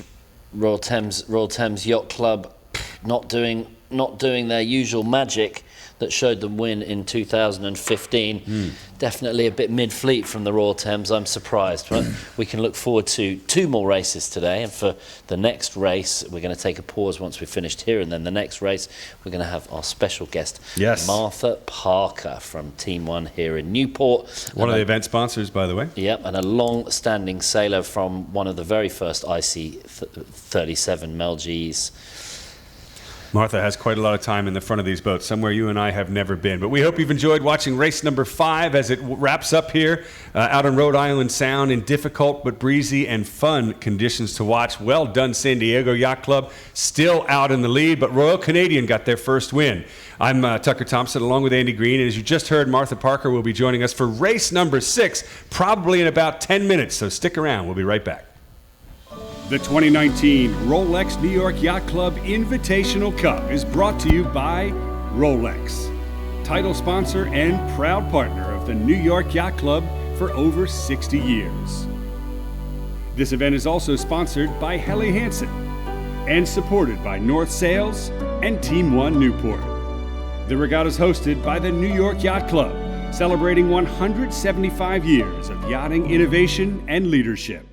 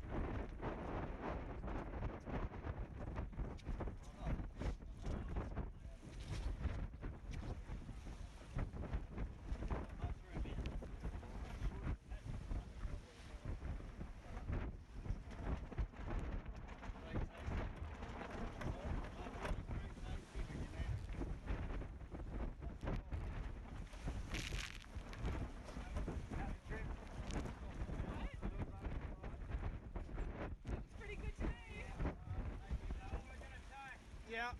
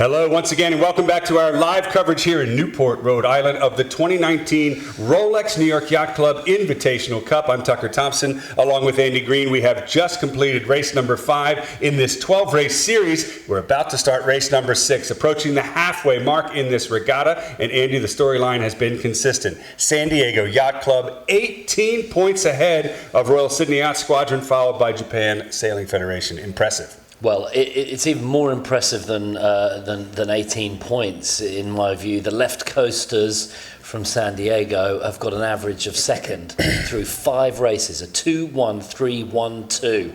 That is consistency at the top of the fleet. Tyler Sink's really benefiting from the training that they got in the Resolute Cup years ago, and now we are down with live pictures on the water. Plenty of breeze. In fact, breeze is up to around 18 knots, so even more wind than we had for the first race. San Diego Yacht Club, can they be stopped? Royal Sydney Yacht Squadron trying to do it. The last 3 races for Guido and his team, 1-3-3. First 2 races they had 11-9, but other than that, 1-3-3, they're starting to get back on level terms with San Diego Yacht Club at the moment. Royal Sydney Yacht Squadron are the team that can potentially put a stop to the charge of the San Diego Yacht Club. Well, to do that in this series, they'd have to average at least 3 places above them in every single remaining race in this regatta. Coming up on the 2-minute mark, I believe, in this pre-start. We'll get the time up for you in a second and see if I'm even remote. Oh, okay, 1 minute to go, Andy. So we are right into it. And as you say, the breeze is definitely up compared to race number 1. This northeasterly breeze expected to build this afternoon. It is sloppy, nasty, short chop out there. The boats that have been sailing a bit freer, a bit bow down and fast, like Royal Canadian, who won that last race, have been performing well. 40 seconds to go to the start. If you're just joining us live on Facebook or YouTube, welcome. You can also follow the GPS tracking on tracktrack.com. So you can follow us, the same thing that we're looking at. As we follow the racing, Andy, less than 30 seconds to go. Here we are at the pin. Yeah, northeasterly breeze around 18 to 20. Plenty of puff. It's going to be quite difficult to get to the pin here. And we've got 2 or 3 boats now. The keel's quite small, so a lot of leeway. I think we could see some of these boats here short of the pin with only 9 seconds left to go. Is that Yacht Club Argentino there at the pin, just trying to make it work? There we go. Everyone off the line. Yeah, everyone late. You have to wonder if we had our timing right there, or they did, one or the other. The start has not occurred yet, so perhaps that was actually 2 minutes. Either way, final countdown, judging by the bows. Oh, it's bad at the pin. Look at that. Tacking at the pin. Oh, that's a foul for sure. Look to the right of your screen. There's the gun. We're off, and 3 boats have piled up at the pin. Who are they? Oh, it's an absolute disaster down at the pin. We've got Yacht Club Argentino who are down at the pin. We've got Royal Canadian Yacht Club down at the pin. We've got that is bad from. I think 2 of the rigs might have collided there as well. That was just to the right of screen. Big collision with 3 boats. Sorry, Andy, you said the first one was Argentina, second one was Royal Canadian. And Royal Hong Kong Yacht Club. So an absolute mess for 3 of those boats down at the pin. Look, they're doing turns, they're on their edge, on their ear, they're hitting the pin marker buoy. It's a total disaster for those 3 boats down at the pin. Eesh, rethinks, but none of Royal Canadians have gone from the penthouse to the outhouse. Ouch. In one easy pin end start. Chump to champ. Well, live by the sword, die by it. They won the pin in the first race and won the start. There are no throwouts in this series, so they'll have to claw back. Remember, in yesterday's first race, they were over the line early and clawed back to a second, I believe, or third. That was impressive. So meanwhile, the rest of the fleet heading upwind. We are down with our drone shot here at the pin end, left-hand side of the track with Yacht Club Costa Smeralda, the leftmost boat from Sardinia, Italy. Beautiful club, Andy. You've been there? Yeah, oh yeah, beautiful. Just finished the Rolex Maxi World Championships right there. So Yacht Club Costa Smeralda, and then just above them, it's the New York Yacht Club in quite a nice spot. Great start for Andy Fisher and Ray Wolf, co-helming. And then just to windward of there, the Yacht Club Italiano with boat number 14. And then we'll just come to you with The boat just to windward of Yacht Club Italiano is, well, San Diego Yacht Club. No right in the surprise. hunt, just to windward of them is the Royal Cork, punched in the middle of the line. They got an excellent start, slightly pin end favoured, breeze going a little bit right, and now just starting to head. So look at the boats, bottom of screen. Their tracks have gone from high to now towards the left, so that header on the left hand side coming in, we'll start to see Royal Cork put their bow down as well, and then I would expect over the next minute or so we will start to see the boats tacking onto port as soon as they think they can clear their major competition to their right hand side. I'd expect Royal Cork to go pretty soon here. Yeah, great start for them. Yeah, great. Punched. Great start for them, and now left-hander header coming here. So Royal Cork, I would expect them to tack pretty soon. So if you look from left to right, 1, 2, 3, 4, that fifth boat there is Royal Cork. Just beautiful lane on starboard to windward of the pin bunch, poked a little bit. All the way in down to leeward in frame here is Royal Freshwater Bay Yacht Club in Perth. I was there last year. Beautiful club. Not necessarily a beautiful start, though, for them. Long way to get to Perth. Got to fly plenty of hours to get there, basically the other side of the world. Well, I'll tell you a quick story. We were halfway across the Pacific when the weather radar went out on the plane and they did a U-turn, went back to LA. Oh, no. That's not what you want to have happen. No. Much longer flight. Yeah. No upgrades given after that either. Okay, side waves here. You see this is quite interesting. Quite big waves, but they're coming side on. So starboard tack, the fastest of the tacks. And that means all these boats, it's much easier for them to keep a lane. As soon as they tack, you've got to have plenty of room either side of you to keep a lane, to keep the air clear on the other boats. Now, great to see everybody following on Facebook and on YouTube. Feel free to stick your questions in, and you can hashtag any of your social media posts, NYYCIC, hashtag NYYCIC, and we've had some great pictures shared on Instagram, Facebook. And we've been breaking viewer records, Andy, this year, which can't be due to the commentary. It has to be the exciting action out on the water. I'm sure it is. And speaking of commentary, let's bring in our special guest this afternoon. Each day we're joined by a special feature guest, and this one is exciting. Many of you who have raced at the top level will have heard of her. Martha Parker, also the owner of Team One Newport, one of the sponsors of this regatta. Martha, not only is it great to have you here in the announcer booth, you've been a commentator of sailing events in the past, but you've also been a 3-time Invitational Cup competitor. Welcome. Thank you very much. It's great to be here. So, Martha, just tell us, which teams did you sail with which years? The very first one, the inaugural event, I sailed with Team Japan. And then the second time, 2 years later, I sailed with Team Japan. And then the next event after that, I sailed with the Royal Yacht Squadron. Lovely. All right. And one of your involvements here, Team One Newport, what have you been doing with Team One as far as the Invitational is concerned? Well, with the Invitational Cup, we partner with Helly Hansen, who's one of the sponsors as well, and we produce all of the official merchandise so that all of these sailors from around the world in these 14 different countries can go home with great Rolex New York Yacht Club Invitational gear. I have to give you some credit about your Invitational Cup gear. Last time we were covering this event, my wife, who's not a sailing fan, nor does she watch much of what I do, but when she logged on, she saw the gear that I was wearing and sent me straight to you and said, buy me one of those right now. And I did. You did, and we got it for her, and I think she was pretty happy. So high marks to you, because she normally doesn't do that. Now, Martha, you've got a broad history of sailing in the Invitational. You've sailed in Swan 42s a lot. A lot. And now, over the last 12 months, I have seen you many times. In fact, pretty much the only boat I've seen you on, the new Melges IC37. Talk to us about some of the differences between the old boat and the new. Oh, there's a great deal of difference. But so the IC37 is a great, what we call a mean machine. And very responsive, but not forgiving. It's kind of like going out in your laser, for the first time, and you make a mistake, and boy, you feel it. They're honest. They don't lie to you. They do not lie to you. But it's really fun. So the much wider stern, a lot more flat wetted surface area, but just also having the sails are definitely with the 3D eyes. Those are great. And you can see them right here. Also, it's the first time we've ever gone into a reefing situations. So, and not only that, but you reef the jib. That was a first. Pretty cool. And, you know. How easy is that to do? You got to roll up the foot. It took a few times for us to figure out to make it go rather quickly, and how you also have to fold in the tack area to get it in, so it's not sticking out front and looks like a second prod. But it's really fun boat.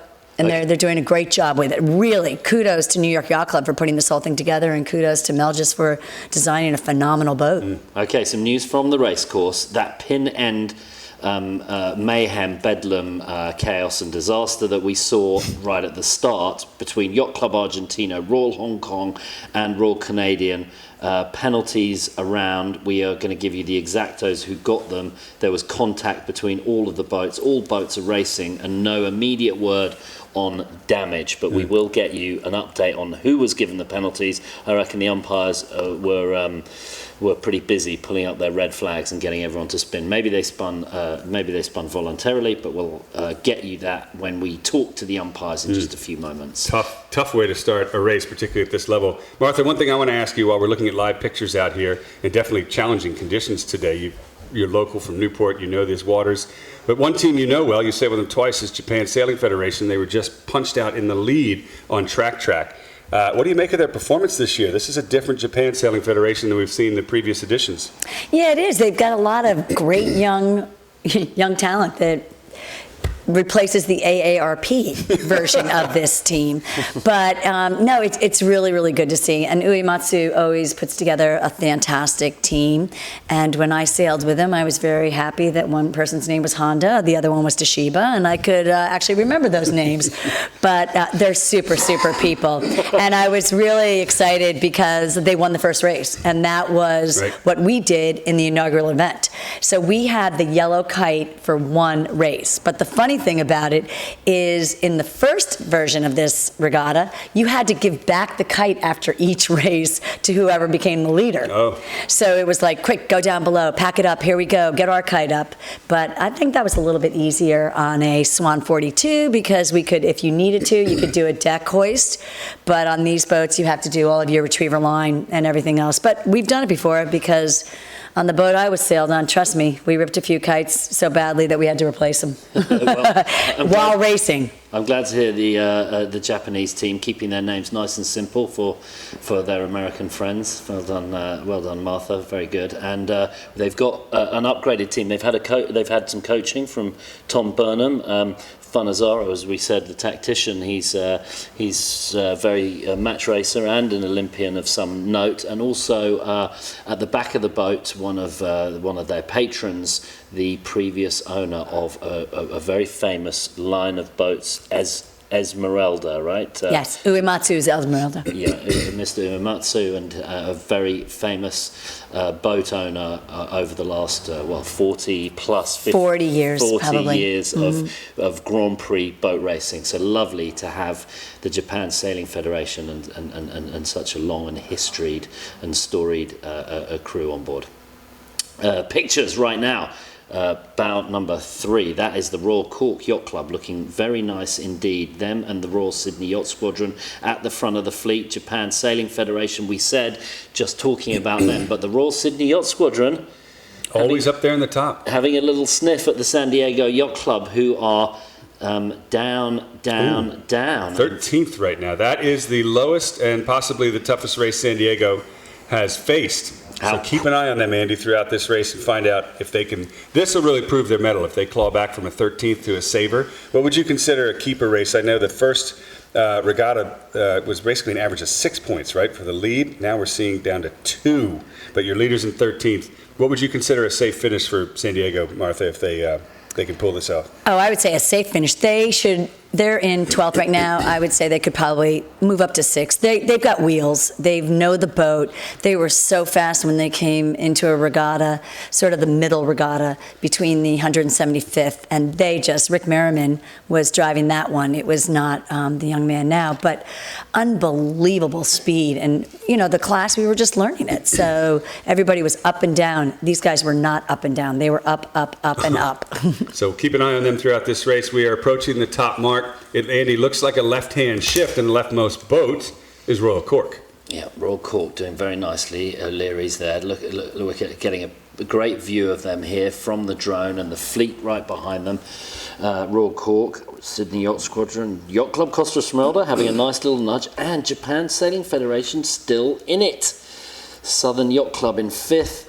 Royal New Zealand Yacht Squadron nowhere in the top 10 here are San Diego. So it's so easy to mix this up with a 20 boat fleet. Suddenly you get a 12th or 15th or whatever, and it's all back on again, and we've seen that many times. Great start from the left coast team, but now the luck of the Irish on the left-hand side. Now going into the waves, much trickier. You'll see a lot of different setup on the boat. Martha, tell us what you would do, the difference between when you're going with the waves are side on and not bumping into them, and here on port where you're driving directly into what is quite a significant swell here.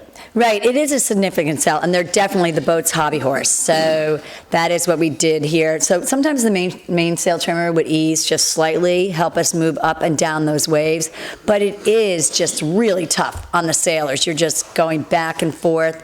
Your helmsman is just concentrating as hard as he can to get it going, but you might do a little bit of an ease. It's always so much nicer, especially when you're on starboard and you're going really fast. So you've got to take that into consideration when you're coming against a crossing boat as well. And you've always done the bow on these boats, right, Martha? So you've got the most uncomfortable, wettest position on a day like today. Absolutely, and I'm not that big, so the guys always get mad at me for not saving them from all the waves. While we've been talking, San Diego's already passed 2 boats, now sitting in 11th place there in the middle of the pack as you see the fleet approach mark number 1. We're about 4 minutes out with Royal Cork still in the lead from the left-hand side. And Royal Canadian there, far right of screen after that altercation at the pin end. Very costly for them, as we've already said a few times. No throwouts. Were there throwouts in previous editions of this? I don't think so. We've never had throwouts here, which I think is really good. It's a great Corinthian aspect to the regatta. Just every race counts, so you've got to be strong. You got to keep up your endurance and go fast. Thanks once again to all the live viewers watching around the world. 14 different countries represented here. Tell us where you're watching from, and if you can, give us a photo of your setup, be it yacht club, school or home. It's great to see you all, and you just let us know where you are and what you're doing. We want to hear from you, which team you're supporting. We've got a lot of support from the Southern Yacht Club. They seem to have a very big gang of people. They did last time too. The results so far, I'm going to go through all 20 after 5 races. San Diego Yacht Club leading with 9 points. Second, Royal Sydney Yacht Squadron with 27 points. That is 3 times the amount of points that the leaders currently have. In third, Japan Sailing Federation on 31. Royal Canadian Yacht Club on... well, that's a bit weird. It says on 28 here. we'll have to go back to that Excel spreadsheet. Anyway, then it's Royal Cork, Yacht Club Italiano, Yacht Club Costa Smeralda. Then the Royal Thames and the New York Yacht Club, 2 of the heavyweights. Then the Royal Swedish Yacht Club. The Southern Yacht Club are really hampered by their first 2 results, which was a 14 and a 19, since they've had a 2-4-4. And so, as Martha was saying, that whole business about not having a throwout can be very costly. And that is for Southern, first 2 bad races. Then Yacht Club Argentino, then Royal Hong Kong Yacht Club, who are improving with a 6 and a 9. Here we are on board. This looks like Royal Cork on board with them. Or Royal Thames. Oh, Royal Thames, there you go, thank you. Royal Thames, where are they in the, where are they on track right now? Currently, Royal Thames is in 12th place right now. And where is San Diego? So somewhere around there as well. Crash. It is bumpy, and you can just see what the conditions are. I think one of the most interesting things on these boats is the heeling angle that's optimal. It was a lot more than the 42. So it's kind of nice. At one point, you're not allowed to do your hiking like we were doing in the 42, where you literally put your body over the lifelines and you just did literally a droop hike around your waist. and which was not really good for the body. So I appreciate the designers taking that into account for the rules. But it really was an interesting thing to get used to, of that 15 to 20 heel angle. So you can see it right here. It's definitely a big heel right there, and it's not necessarily slow. So that's what it is in this day and age. A little bit of a left-hand shift again as they get towards the top mark. Slight left-hand shift, and that's showing a little benefit to the boats on the left. The Yacht Club Costa Smeralda, the Royal Sydney Yacht Squadron, and those boats that have gone to the right are not looking good at all. Royal Thames has fallen out of that left-hand shift way on the right-hand side, and they're back down to 19th. But look where we see San Diego Yacht Club. No surprise. They're in the hunt from the left-hand side with the leaders. Yeah. They were in 13th. Now they've just jumped up to 8th place according to Track so far.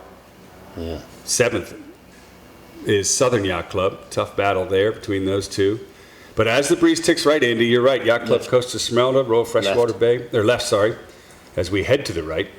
Those that are on the left have been gaining the entire time. The Italian team, Yacht Club Costa Smeralda, was back in third. It's all angle that has put them into first at this point. Very good. Royal Sydney Yacht Squadron going to approach the starboard ley line first, left of screen. They'll tack, cross Royal Cork, and then have a look at Yacht Club Costa Smeralda. This is where we might see the lead jump back down.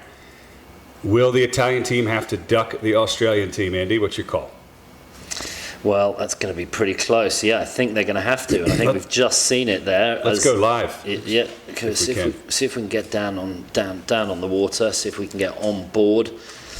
So we've sorted out just that little snafu on the Excel spreadsheet. First, San Diego with 9, Royal Sydney Yacht Squadron with 27, Royal Canadian with 28, Japan Sailing Federation in 4th with 31, Royal Cork Yacht Club 5th with 33. But Royal Cork are going to move up if they keep up this action, as will Royal Sydney Yacht Squadron. Will keep their points nice and low. If they stay up here. Here we go. Here it is. Yacht Club in for the ley line. Costa Smeralda's got it. That was about a 3-boat length cross. A little bit of a slow tack there, Martha.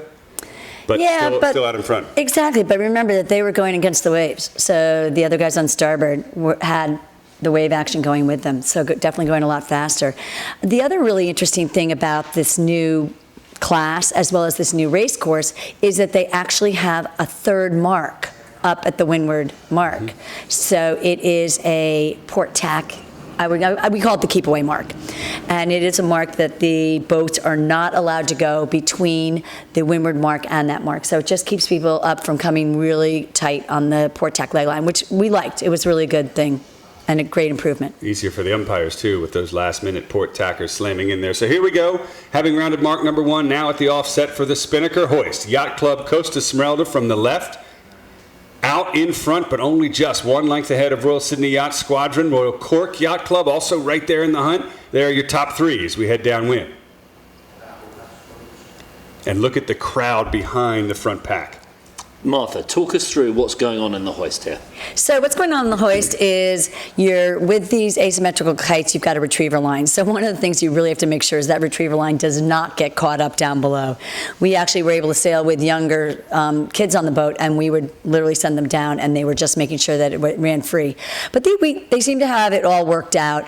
The kites are going up nicely, and we saw that great set here as opposed to when Royal Canadian before in the last race had their tack line off. So it's a real coordination, real physical boat. So you're pulling out that tack as well as the pole simultaneously. You cannot pull out your pole earlier than in the action of setting.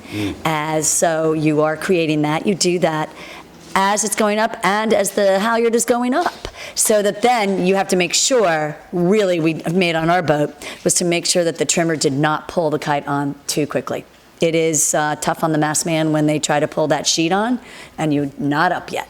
Royal Thames on board with them as they're just squeezing for the windward mark. You can just see that yellow mark through the main sheet on the top left-hand side of screen. Thin lay, and Royal Thames Yacht Club not having their best regatta by any stretch. And Martha, you don't want to pinch these boats, do you? They don't really shoot very well. No, they do not. They do not. And especially when you get a starboard tack pile up and everybody's just on top of you. And what you're doing is your dirty air just kills you and you stop dead. We've had, in previous regattas this summer, we've had people literally hook up to the windward mark and take it with them. That's not good. One thing I want to ask you, I noticed this earlier. The leader, Yacht Club Costa Smeralda, sails a much higher, faster angle than the two behind. What do you make of the VMG? VMG, I would be careful about that because we saw some boats, who was great at that was San Diego. They could just go 3 to 5 degrees lower and still maintain the same speed. And we were all like, how are they doing that? How are they doing it? They've got wheels. They definitely know the boat How are and they are having doing fun. I'm not so sure. I'm going to have to go rope one of them in. We have the Nationals in 2 weeks. So, but it's really good. And it also depends on the wind conditions. And I think that the higher the wind speed, I think you can go slightly lower. Not too much you want to be careful of. But it's a classic sailboat race where sometimes you're going to be able to get up and reach over. But that's normally when it's a little bit lighter air. Good for them. Yacht Club Costa Smeralda, most beautiful yacht club in on the northeast coast, on the coast in Sardinia, the island in the Mediterranean, and it is quite the magical place. They sell incredible boats, and they have a lot of super yachts that come and visit, but they sell all sorts of regattas. A great club, beautifully finished. It is the epitome of style, of European style. And they have a lot of breeze. A lot of breeze sometimes, yeah. They sometimes have... And sometimes you're short tack in between these big, huge rocks. Here we go. This is, looks like, is this Royal Thames, is it? Thank you. There we go. Very good. They're working pretty hard there. They're still trying to grind up the spinnaker there. Is that? It is. That's the halyard. Ugh. Oh, man. That is brutal on that person. Look at that. That's when the masked man's buying drinks. Yeah, right. That's when you don't want to have had a bucket load of rumbo the night before because you were winding there, going downwind, breathless, and there he goes, finally. Yeah, but wait a second. I'm going to give a little defense to the masked man. It's not always the masked man's fault. If someone else pulled the wrong line and made an impediment for that masked man, it's a full team effort here. What's the rope here, Martha? That's they look like they've got their Vang. Oh yeah. It's a Vang extension, so it's really interesting. In these conditions, you are going to have your weight all the way back. And since I was the smallest person on the boat, I would really have to keep the Vang forward because you do need to let the Vang go, just like we saw the broach earlier, and you need to be really responsive on that. We're on board with the Royal Thames. They're just following the main part of the fleet on starboard, going downwind. Look at that. We've got Shoeless Joe on the left-hand side there.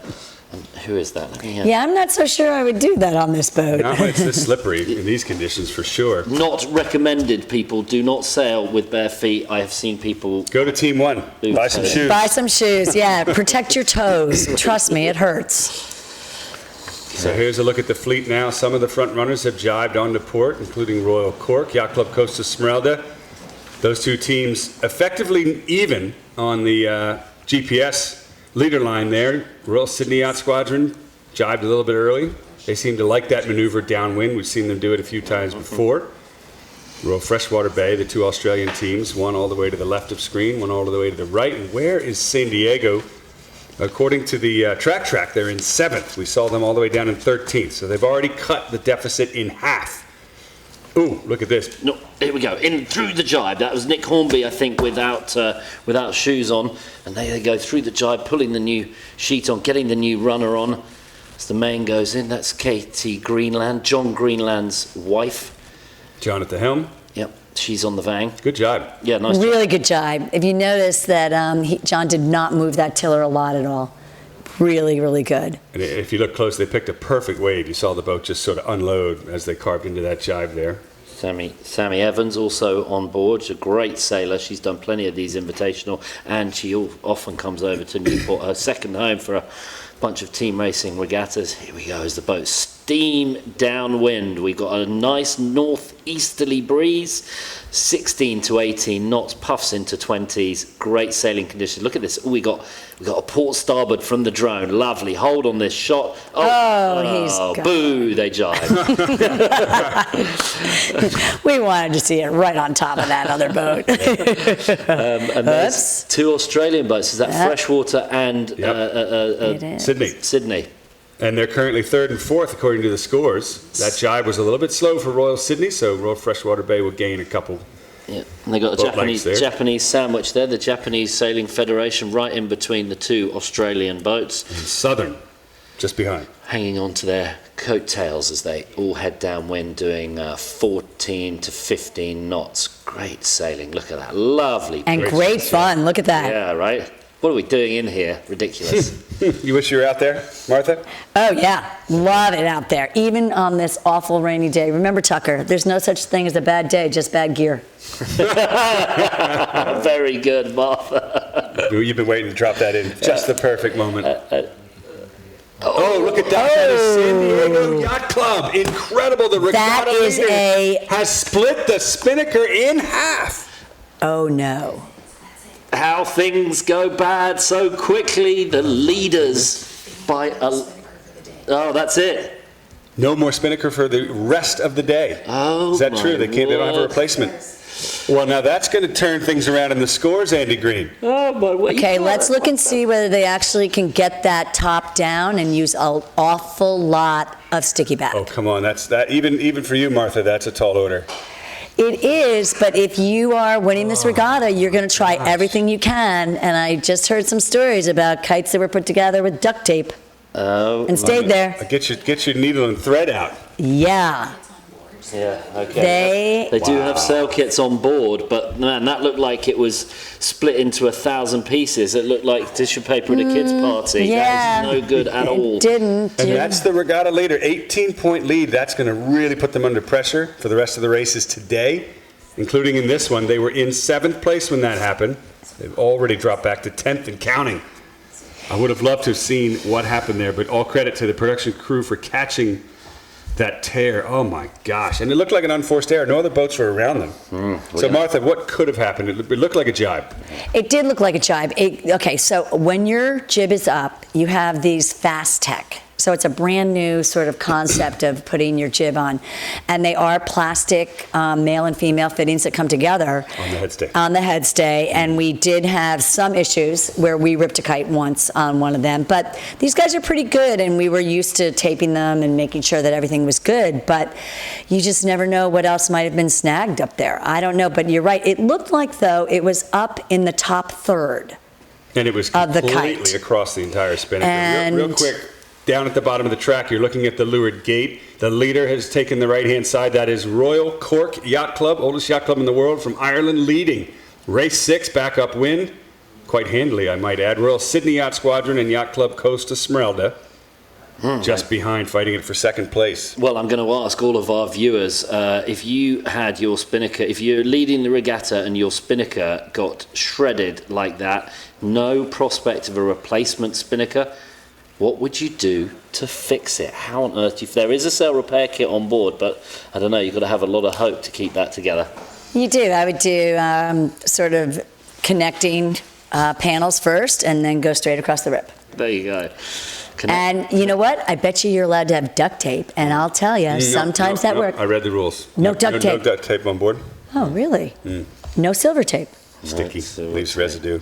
Wow, this is going to turn it around big time. Look at all the boats. Now, the 3 are around. Take a look at the pile up coming into the right-hand mark. Right-hand mark, to my eye, looks a bit more upwind, Martha, than this one here. You got to sail a couple extra lengths to get to this left-hand leeward gate mark. No question. Right-hand mark is a good one. It is. It certainly does. And look. Who is that right on the inside? Look at the mark boat getting out of the way. The spinnaker's not down properly. That's the trouble. That is. Here it is. It's coming. I have never seen a powerboat reverse that quickly before. Impressive there. And that was a last-minute change with the kite to get to the other side. Freshwater Bay. Yep, from Australia, currently sitting in 4th or 5th, depending on how that shakes out. Look at this 3-boat stack around the left gate. Whoa, and that is a pinwheel. Look at Woo, that. Look at that. Nice move by the trailing boat there, Japan Sailing Federation. Nautical ballet as all 4 boats turn up for their leeward mark rounding. Everyone else trying to get the spinnaker. There's Hong Kong on the left. There's the Germans in the middle. Here we are with Royal Thames as they come down towards the bottom. Let's join in. Tell us what's going on here, Martha. Well, it looks like they are preparing right now to take their kite down. You can see the person by the pit almost getting knocked down there. And it looks like they're going to have the biggest person they can on that retriever line. And you have to make sure that you let go of everything in the proper order. Because if you let go of your tack line a little bit too soon, you can catch it. Just look at this boat rounding now. They've run over their spinnaker. It had an American flag, and I'll zoom in and let you know who it was, but that was an ugly drop and potentially another tear for another American team. What is that number? 06. That's the Germans. Is it? No. It was the one. It was the ones in the middle. It's the boat in the middle of the race course. We'll bring that to you just momentarily. So what are we seeing here? Action everywhere. That's what we're seeing. This is where it's a new class. A lot of these teams aren't used to it. It's the windiest day that we've seen with the toughest waves. Fatigue might be setting in as well. Maybe a couple of the cocktail parties. New York Yacht Club does a great job with those. So halfway through this regatta, we're starting to see some of the mistakes being made and weeding out some of the less experienced teams, or a bit of bad luck. I mean, who knows what happened on board San Diego. My goodness. Well, and also it's a very physical boat. It really is. And we, equated it to, it's not quite as physical as you're going to get when you're on a 12 meter because everything's a little bit lighter, thank goodness. But it still is an incredibly physical boat. Things are happening quickly and there's loads, a lot of loads on them. And so it's a lot of action out there. And then you put the wave action into it, the high winds, and everyone's got to work together. If they haven't really worked on the boat, there can be some interesting things that do come up. It was the New York Yacht Club, I think, Tucker. Oh, no. What's that? It wasn't San Diego? No, I think it was the New York Yacht Club. They're heading downwind right now, away from the 2 bottom leeward mark. Are you sure? San Diego is going back upwind right now. Yacht Club Argentino. It may have been. Anyway. So we were told it was San Diego. They're in 17th right now, and they were in 7th. Yeah, so I would say that it was probably San Diego. I didn't see a logo or a national flag, no flag on that boat, on that kite that ripped. But, sorry to interrupt, Martha, but if you look at the track, New York Yacht Club had an incredibly erratic steering track around that leeward mark. Something happened to New York on board, as well as Itzner Sailing Club, Andy. Your club's had a big problem around the leeward mark. Yeah. Anyway, back into action. Exactly. This breeze testing the teams to the absolute max, and now is when the crew work and the bottom mark roundings, the making sure you don't rip the chute, they all become absolutely critical. What a day out on the water today. And the other thing is you want to make sure that kite comes down somewhat smoothly, and if it's not, you know what it's like to get a cluster. In the, as it's going down through the hatch, you got to go through the roller, then into the retriever line, which pulls back. And there's a lot going on. And I'll tell you, these boats are wet. They're really wet. So as you're sailing downwind, you get a wave going, all of a sudden you can have 20 gallons. And 20 times 8 is a lot of weight. So we actually would bail between when we were going downwind and try to get all of that water out if we needed to. Well, to reassure you all, we've got our best researchers. They're sharpening their pencils, going through the sailing instructions. We're figuring out exactly what the rules are related to replacement spinnakers, what you can do to break, what you can do if they've broken. And because these are all one design and provided boats, there's a few nuances. I'd like to revisit that too, because it can't be that you can't get a replacement, right? I wouldn't make any judgment yet, Tucker. We're getting... That's what damage deposits are for. Yeah, we're getting Laura. And our other sponsor, North Sails, will be very happy to provide a brand new spinnaker, right? Add a price tag. Right? The price will triple. Can you imagine? Sure, we've You're got on the water. San Diego. An overnight new spinnaker. Laura Beigel, our intrepid researcher and producer here for the show, is flicking through the pages. She's on it. Well, I do remember that we did have sail limitations in previous events. Yes, right. On board right now with the Royal Thames Yacht Club. previous winners in 2015 of this event spectacularly. They did a great job, but remember back then, over 7 points average per race for the total. And this time, well, I was going to say it's going to be a lot less. But It was down to 2 until this race. 2 after 5 races, but San Diego now in a lot of trouble. How are they going to keep morale up on board with no Spinnaker? Well, and from a points standpoint, Andy, they had an 18-point lead over Royal Sydney going into this race. Currently, Royal Sydney's in second, San Diego is in 17th. So that gap's going to close to within 2 points. 2 points, but remember that you can still come back. So luckily, this is the second race. It's not the first race. So if anything does happen, they've got to really work hard with their, getting all of their wheels on, and they are fast upwind, so we can see whether they can move up here a little bit. But keeping morale up, that's what they've got to work among themselves. I think that they're a young team. They have a can-do attitude. Hopefully it's not like, oh no, we can't get through this. But You almost said hopeless there. I heard it's like a Freudian. Almost a Freudian, like an oxymoron. Yeah. And so I think that they can stay with it and really work in there. Right now they're only 10 meters behind Itchener. Yeah, but keep in mind they have another downwind leg with no Spinnaker at all. Yeah. So that could be a last place for them. Could be. And maybe you go a little bit higher and go really fast. Listen, no offense to San Diego fans, I like this because this is now going to change the drama, the story, the narrative for the second half of this regatta. How are they going to come back, or who could overtake them for the lead? Now all of a sudden the game is on again. Right. Well, we saw that Southern Yacht Club had 2 bad races, and then they're up there. So this could put it into that perspective as well, that they get back into the mix. It brings them back down to reality sometimes. So all eyes are back into the front. Royal Sydney will be looking to overtake San Diego for the regatta. They've also got to contest with Royal Cork. Those are your second and first place in this race so far. Yacht Club Costa Smeralda's dropped back to third. Andy. Well, we don't have the exactos on whether they're going to be allowed a new Spinnaker for the third race. That doesn't sound very convincing. No, but I think it's basically up to the technical committee. And I think this is all down to whether it was a supplied sale and whether the error was in the manufacturer or was a supplied issue, or whether it was a crew issue that ripped the sail. I will read you the exact part of the sailing instructions. 1.10, while in the racecourse area, a boat needing to contact the technical committee to request a change or repair, this is presuming after the race, shall fly the orange flag as soon as possible, proceed immediately to the technical area to the left of the start finishing line and hail the technical committee on channel 72. What does that say about a new sail replacement? It says, it doesn't say anything. Hold on, let's see. Yeah, take a look if there's under equipment, supplied equipment, see what you've got for sales there. I'm just getting a text here from Ken Reed. How much is a new Spinnaker worth today? He hasn't given me an exact price, but he said, I'm sure we can do you a deal. No.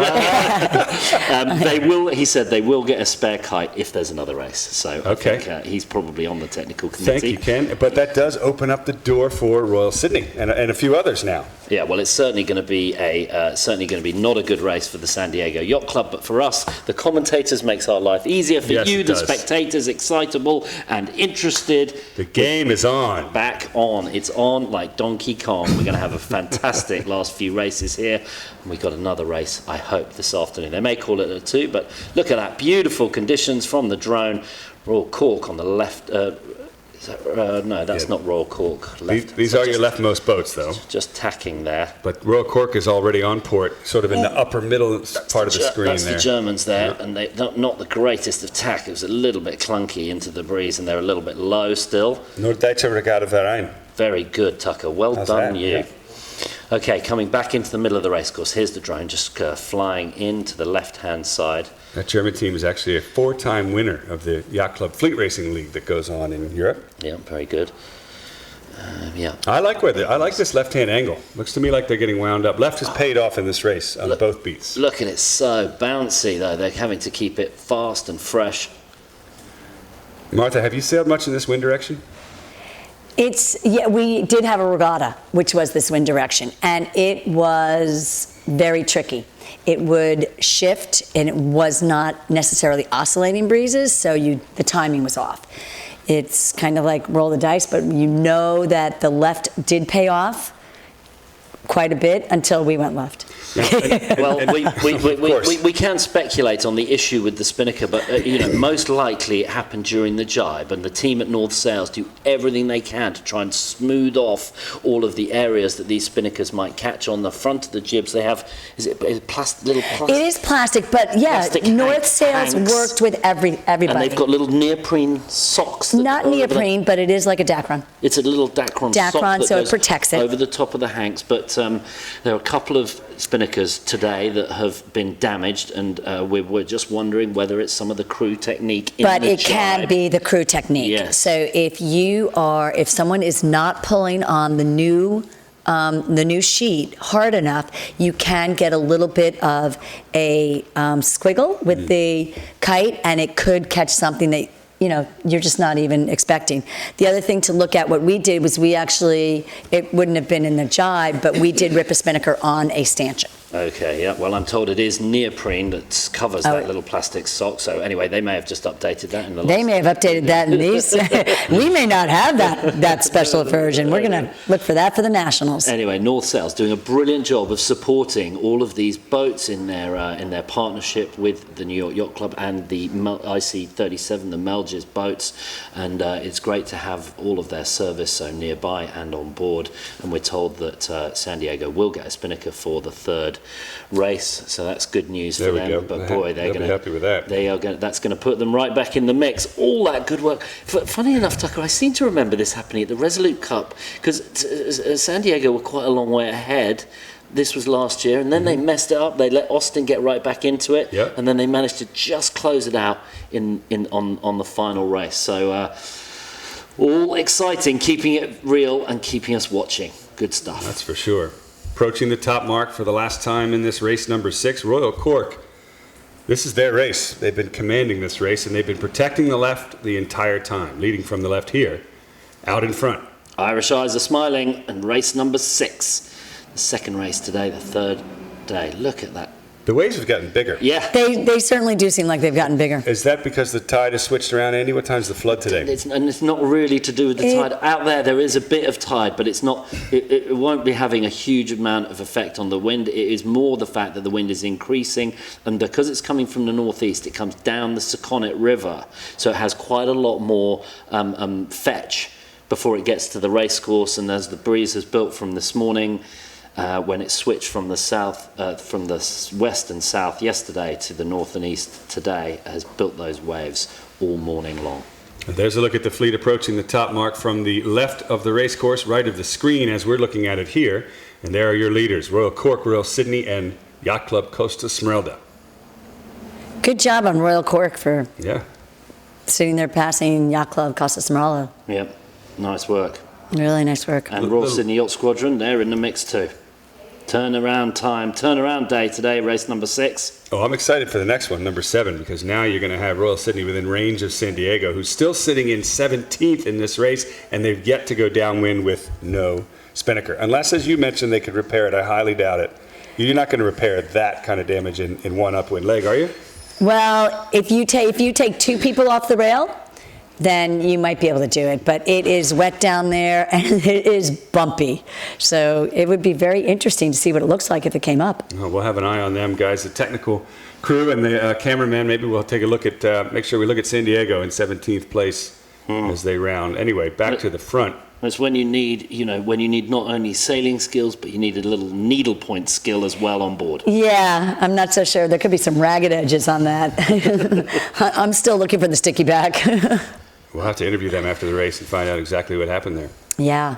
Actually, Drew Freitas, who is their technician, he and I sailed the IC37 this entire summer together. Very, very talented young man. He's got some damage control issue. He's experienced some of this before, so he can be, as he calls himself, the old man on the boat, which we laughed because he was the nipper on our boat. So it just shows you what a difference the AARP boat is. But he'll know. They haven't got Drew named as their tactician. Oh, I mean, he's maybe not? he's the strategist. He's helping with the tactics, but he's a very accomplished and famous sailor. We've got Jake Ladowan as the tactician for San Diego Yacht Club, but I'm sure Drew is helping. I'm sure Drew is helping. He is an accomplished sailor. He's won The Melges 20 Worlds. There you go, Melges 20 Worlds, and it was a pretty big fleet for that one. Yes, it was, and You were there? he worked hard. Nope, but we were following it. Yeah, and probably providing all their kit. Yes. Well, and we've got two on board, Nicholas Martin and Mara Porter, engaged to be married on the San Diego Yacht Club. There you go. They'll be able to remember this day fondly of more their than one wedding. day. And hopefully they'll stay that way. Yeah. Do you remember when we were leading the regatta by 20 points and we trashed the chute? Oh, yeah. Great. Yeah, there we go. Sinks the helmsman for San Diego, team racing world champion in 2015, three-time college sailing All-American. I am sure he is going to dig his way out of this. Two-time runner-up for College Sailor of the Year. Yeah. No slouch in this sport for sure. Here's live pictures again out over the water as the top two front runners approach the windward mark, Royal Cork and Royal Sydney, about 4 boat lengths behind, maybe 5 or 6 actually. Yeah. They're working their way up there to the windward mark, and you can see on the right-hand side that pink mark. That's that port tack keep away pink mark. Keep away, the exclusion mark. You have to leave it to port upwind and leave it to port downwind, and that just reduces the congestion and late port tackers there at the top. Absolutely. If you had a boat that wasn't yours, don't you think that'd be a really good idea? Yeah, damage deposit is not something you want to dig into. Here's your leader, Royal Cork, at the top. And this is where you shift into conservative mode now. The lead is comfortable Right. enough. And having watched what happened to San Diego, we saw Royal Canadian also wipe out at the set when they were in the lead. So this is not going to be an aggressive set. Just get things clean, get it up and flying, and get underway. And they've got enough of a lead to be conservative. They do, and what's really nice, I'm gonna actually say this, that when you have the reefed jib, it is actually kind of nice because the foot of the kite has the air to fill up and get you going downwind. Now what's interesting is where is that kite? Wow, that was a really late set. Right? I mean, really conservative. Pole just But going that's out there, okay. tack line. We got more breeze. We got a breeze is up to get it all the way up. Don't let that foot get in the. Well, There that's a conservative set. I mean, that's almost too conservative. There, look Whoa, at that there you fill. go. As soon as you feel it, they're off. See the rig just Yeah. Ease. take off. Here comes the 20 main. to 22. We've got reports of 25 knots Awesome. east-northeast in Buzzards Bay Tower. That's just about 3 or 4 miles away from the racecourse to the northeast. So we're expecting building breeze for the next half hour or so. The general forecast I got was for it to start dropping from about 2 o'clock. But I think we've still got a bit more puff to go yet. Royal Cork, great pictures right now. Great pictures, and it's really nice to look back, and everyone's still going upwind. That's the view you want to see behind you. And look, they are, even though they had that conservative set, They gained. They gained, so they're working really well. Look at that. You're right, Eddie. It is big breeze, big waves. It's honking. It Breeze is, and you're on. gonna have everybody back in the back Back starboard porch. This is where this boat comes alive. Look at that. Yeah, That's awesome. and you just saw the crew member on Royal Cork start to move back, the one that actually is forward, and that person's forward probably because they've got the bang in their hand. We know how important that is. Waterline level here with Royal Cork heading right at the camera boat. I wonder if that mark boat and camera boat can stay out of their way. They're coming on there pretty fast. Right. Good timing there. I think they're okay. Okay, well, so for you, all of you who've just, any of you who've recently joined, we're in race number 2, 2019 Rolex New York Yacht Club Invitational. The big news from this second race is San Diego Yacht Club current leaders have broken their spinnaker. The words that we're getting from Paul Zabatakis and others is that they will get a new spinnaker in between races. Lucky for them. They've got one reef in the main, one reef in the jib, and San Diego Yacht Club have a complete reef in their spinnaker. That would be a two-part spinnaker. Two-part spinnaker, not a good look. For those non-sailors, you want your spinnaker all in one piece. We got Alex Snyder out there. He said he sailed the boats a lot, sometimes with you, Martha. Most of the tears we've seen are from the takedown inside the boat. And if the spinnaker isn't pulled back forwards after the drop, this is when you can actually get damage. Exactly. You can get damage on the rehoist, the rehoist. second rehoist. This didn't actually happen on the rehoist. It happened midway, downwind, on the first But downwind. it could have started that way. It could have been a snag, because as you're going around the roller, it's got to come up through a roller at the hatch, and it could have had a slight snag, and then the pop Either way. out of the thing, whichever way it is. But yeah, here we are on board. Carolyn Smith says, can they get redress? I'm pretty sure that is a no. No redress for a broken spinnaker. Very unlikely. Well, we can come back and revisit it, but let's give them credit for one thing. Currently in 16th place, they still are 3 points ahead in this regatta, even with that damage. Here we are on board Royal Thames, I believe. Yep. Just behind... I think the camera got knocked. Yacht Club Italiano. I would say The camera used to be facing towards the bow. Now it's kind of up at the mastman's head. Yeah, that's okay. It's getting the starboard jibe viewpoint. Little angle there. Well, I can see a few more faces there. Here we go. Here we go with the jibe. Martha. Nice. Okay, so they've got 2 to 3 people coming around. Up, looks like they might need a little bit of ease. That's pretty good. And there they come over. Okay. And that's actually how we jibe it. We literally get that kite all the way over. And then the main. And then the main. And the jib, too. 3 sail. Right. And so we always have to, actually, because I'm not pulling a kite around, which is good at 108 pounds, but what I do is I will make sure that I control that jib coming in, because you don't want it strapped, but you don't want it loose. And you need to fly it. Oh, yeah. If it's too loose, you can have a spinnaker meet jib, and they're getting married, and that's not what you want. You want to keep those two apart. Royal Thames Yacht Club boat named Family Affair. John Greenland, the helmsman, the tactician, Katie Greenland, his wife, Henry Woods, Andy Shaw, William Edwards, Nick Hornby, Harry Edwards, Ian Dobson, Sarah Hornby, Honorfell, Sammy Evans, and Craig Bowie. And the family boat, you have a husband, wife, you have a brother, sister, and you have a father, son, all represented on board. Oh, good stuff. And now we've got pictures of the Royal Cork Yacht Club, Anthony O'Leary, his tactician Robert O'Leary, Sophie Brown, Miss Connolly, Ben Field, Emma Geary, Tom Murphy, and Clive O'Shea. Family members on board there as well. Royal Cork. Martha, let's see if Martha was paying attention yesterday at all, or probably working too hard at Team 1. Do you know what the oldest yacht club in the world is? The Royal Cork? There we go. What year? 16. No. Nope. way off, right? The name of the boat, they made a boat that is called the same name, 1720. The Cork 1720. Cork I think they're the 1720. national champions in that as well, this team. Yeah, Very interesting. The Learys, of course. I thought that there was so much beer in Ireland that they would have been in the 1600s. Quite right, yeah. They could, yeah, right. It probably was, to be fair.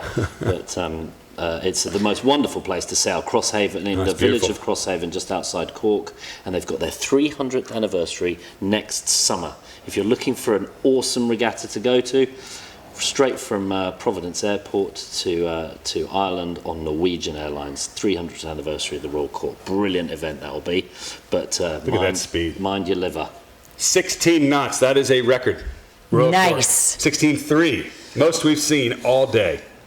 Record as far as the Judge Tucker, when he's got his eyes actually on the screen. According to when my eyes are actually looking at it. Let's be fair, you're right. That's the most I've seen when looking at it. Have you seen higher? I haven't been watching it. 16. I'm not sure Andy's not keeping track of that I'm not sure the World Speed Racing Council would take that as a verified record. That's verified for this regatta today so far. Let's put it this way. It's faster than Southern downwind. Or San Diego, rather. Yeah. San Diego. Sorry, San Diego. Oh, dear. That's a hard one. That is a hard one. We'll try and get you some idea from the race committee whether they're planning a third race. Looks like we're probably not planning a third race. What time is it now? 2 p.m., second race of the day, sixth race of the regatta. I'll tell you who would not want another race. San Diego. Let me guess.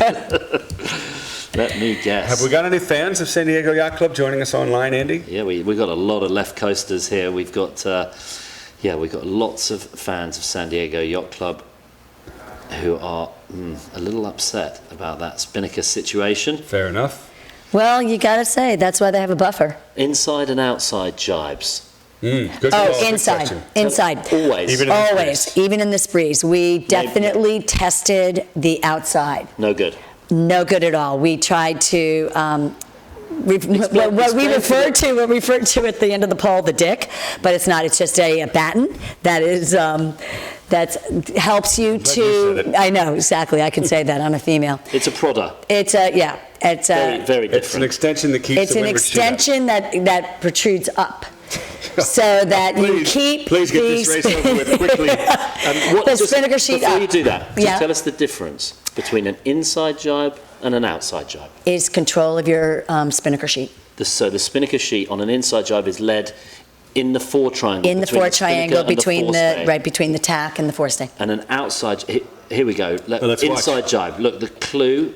Inside gets pulled jibe. Inside Oh, the that's Spinnaker. definitely inside, yep. Yeah. Spinnaker comes across first, starts to fill. There's the Yeah. main, beautiful job. And there is the finish. Just when Martha started to bring up some foul language, we could change back to the finish. Royal Cork winning their first race in this regatta handily. That was an impressive finish. Go Royal Cork. That Well was done. awesome. That was awesome. Nice jibe, too, right there Yeah, at the finish. And a right good- there. Good save, Martha. Clean. And what are they? They are. Oh, they're launched. I mean, no, you can't even see the second place boat. Yeah, in the there'll be a minute. Are and they a still half. at the windward mark? No, That's the finish. 222 meter lead to Royal Wow. Sydney, who still is out of frame. Wait for it, folks. There they are. Gosh, you got to go to an overhead shot just to see where they are. Then you come to Yacht Club Costa Smeralda, and they're pretty far back there too. Well, look at the spread between the top boats and the rest. If you zoom out, I mean, 1, 2, and 3, and even 4 are so launched compared to the rest of the fleet spread out. Here's Royal Sydney in second place. Very consistent regatta for them, Andy. Well, actually, the first two races, they had the same problem as the Southern Yacht Club. They got an 11 and a 9, and the Southern Yacht Club, defending champions, got a 14-19. But then they turned it around. They got a 1-3-3, and this is a 2. So 1-3-3-2, and that will put them on 29 points. Not bad at all. So Royal Sydney Yacht Squadron coming right back into it. I'll tell you who we haven't seen from lately is Southern Yacht Club. They were fast in breeze, but this has not been their day. No, it hasn't. Not at all. At the moment, they're in 9th, and they're just not challenging for these top spots in the same way as they were 2 years ago. 2 years ago, they had by far, the entire state of Louisiana was probably up here cheering them on. They had massively big crowds on the spectator boat. And, They're a strong team. Don't count them You out. couldn't miss them. Let's put it that way. Don't count them out. They're all of these teams are very, very strong, and it looks like Royal Sydney's got their training wheels off and they're going. Yep. And with respect to our friends in San Diego, this regatta has now opened up again for a lot of these teams, including Southern. And here, crossing the line next is Yacht Club Costa Smeralda. That's third place. So much time has gone by. I was looking lower in the ranks, but that's only the top 3. And still, look at the distance between third and nowhere else. The rest of the pack is about 1/16 of a mile behind. But they're really close, the whole rest of the pack. Well, that's what's interesting. The top 3 just got a big launch, and I think it's because that pack of 3, if you remember the first That left beat, hand. got all the way to the left and just wound up away from everybody. And this is basically a second race going on for 4th through the rest. Yes, Royal Sweden, then Royal Canadian, then it's Royal Thames, Japan Sailing Federation, Southern Yacht Club in 9th. These are the mid-pack positions. Barcelona, the German team, their name is, Tucker?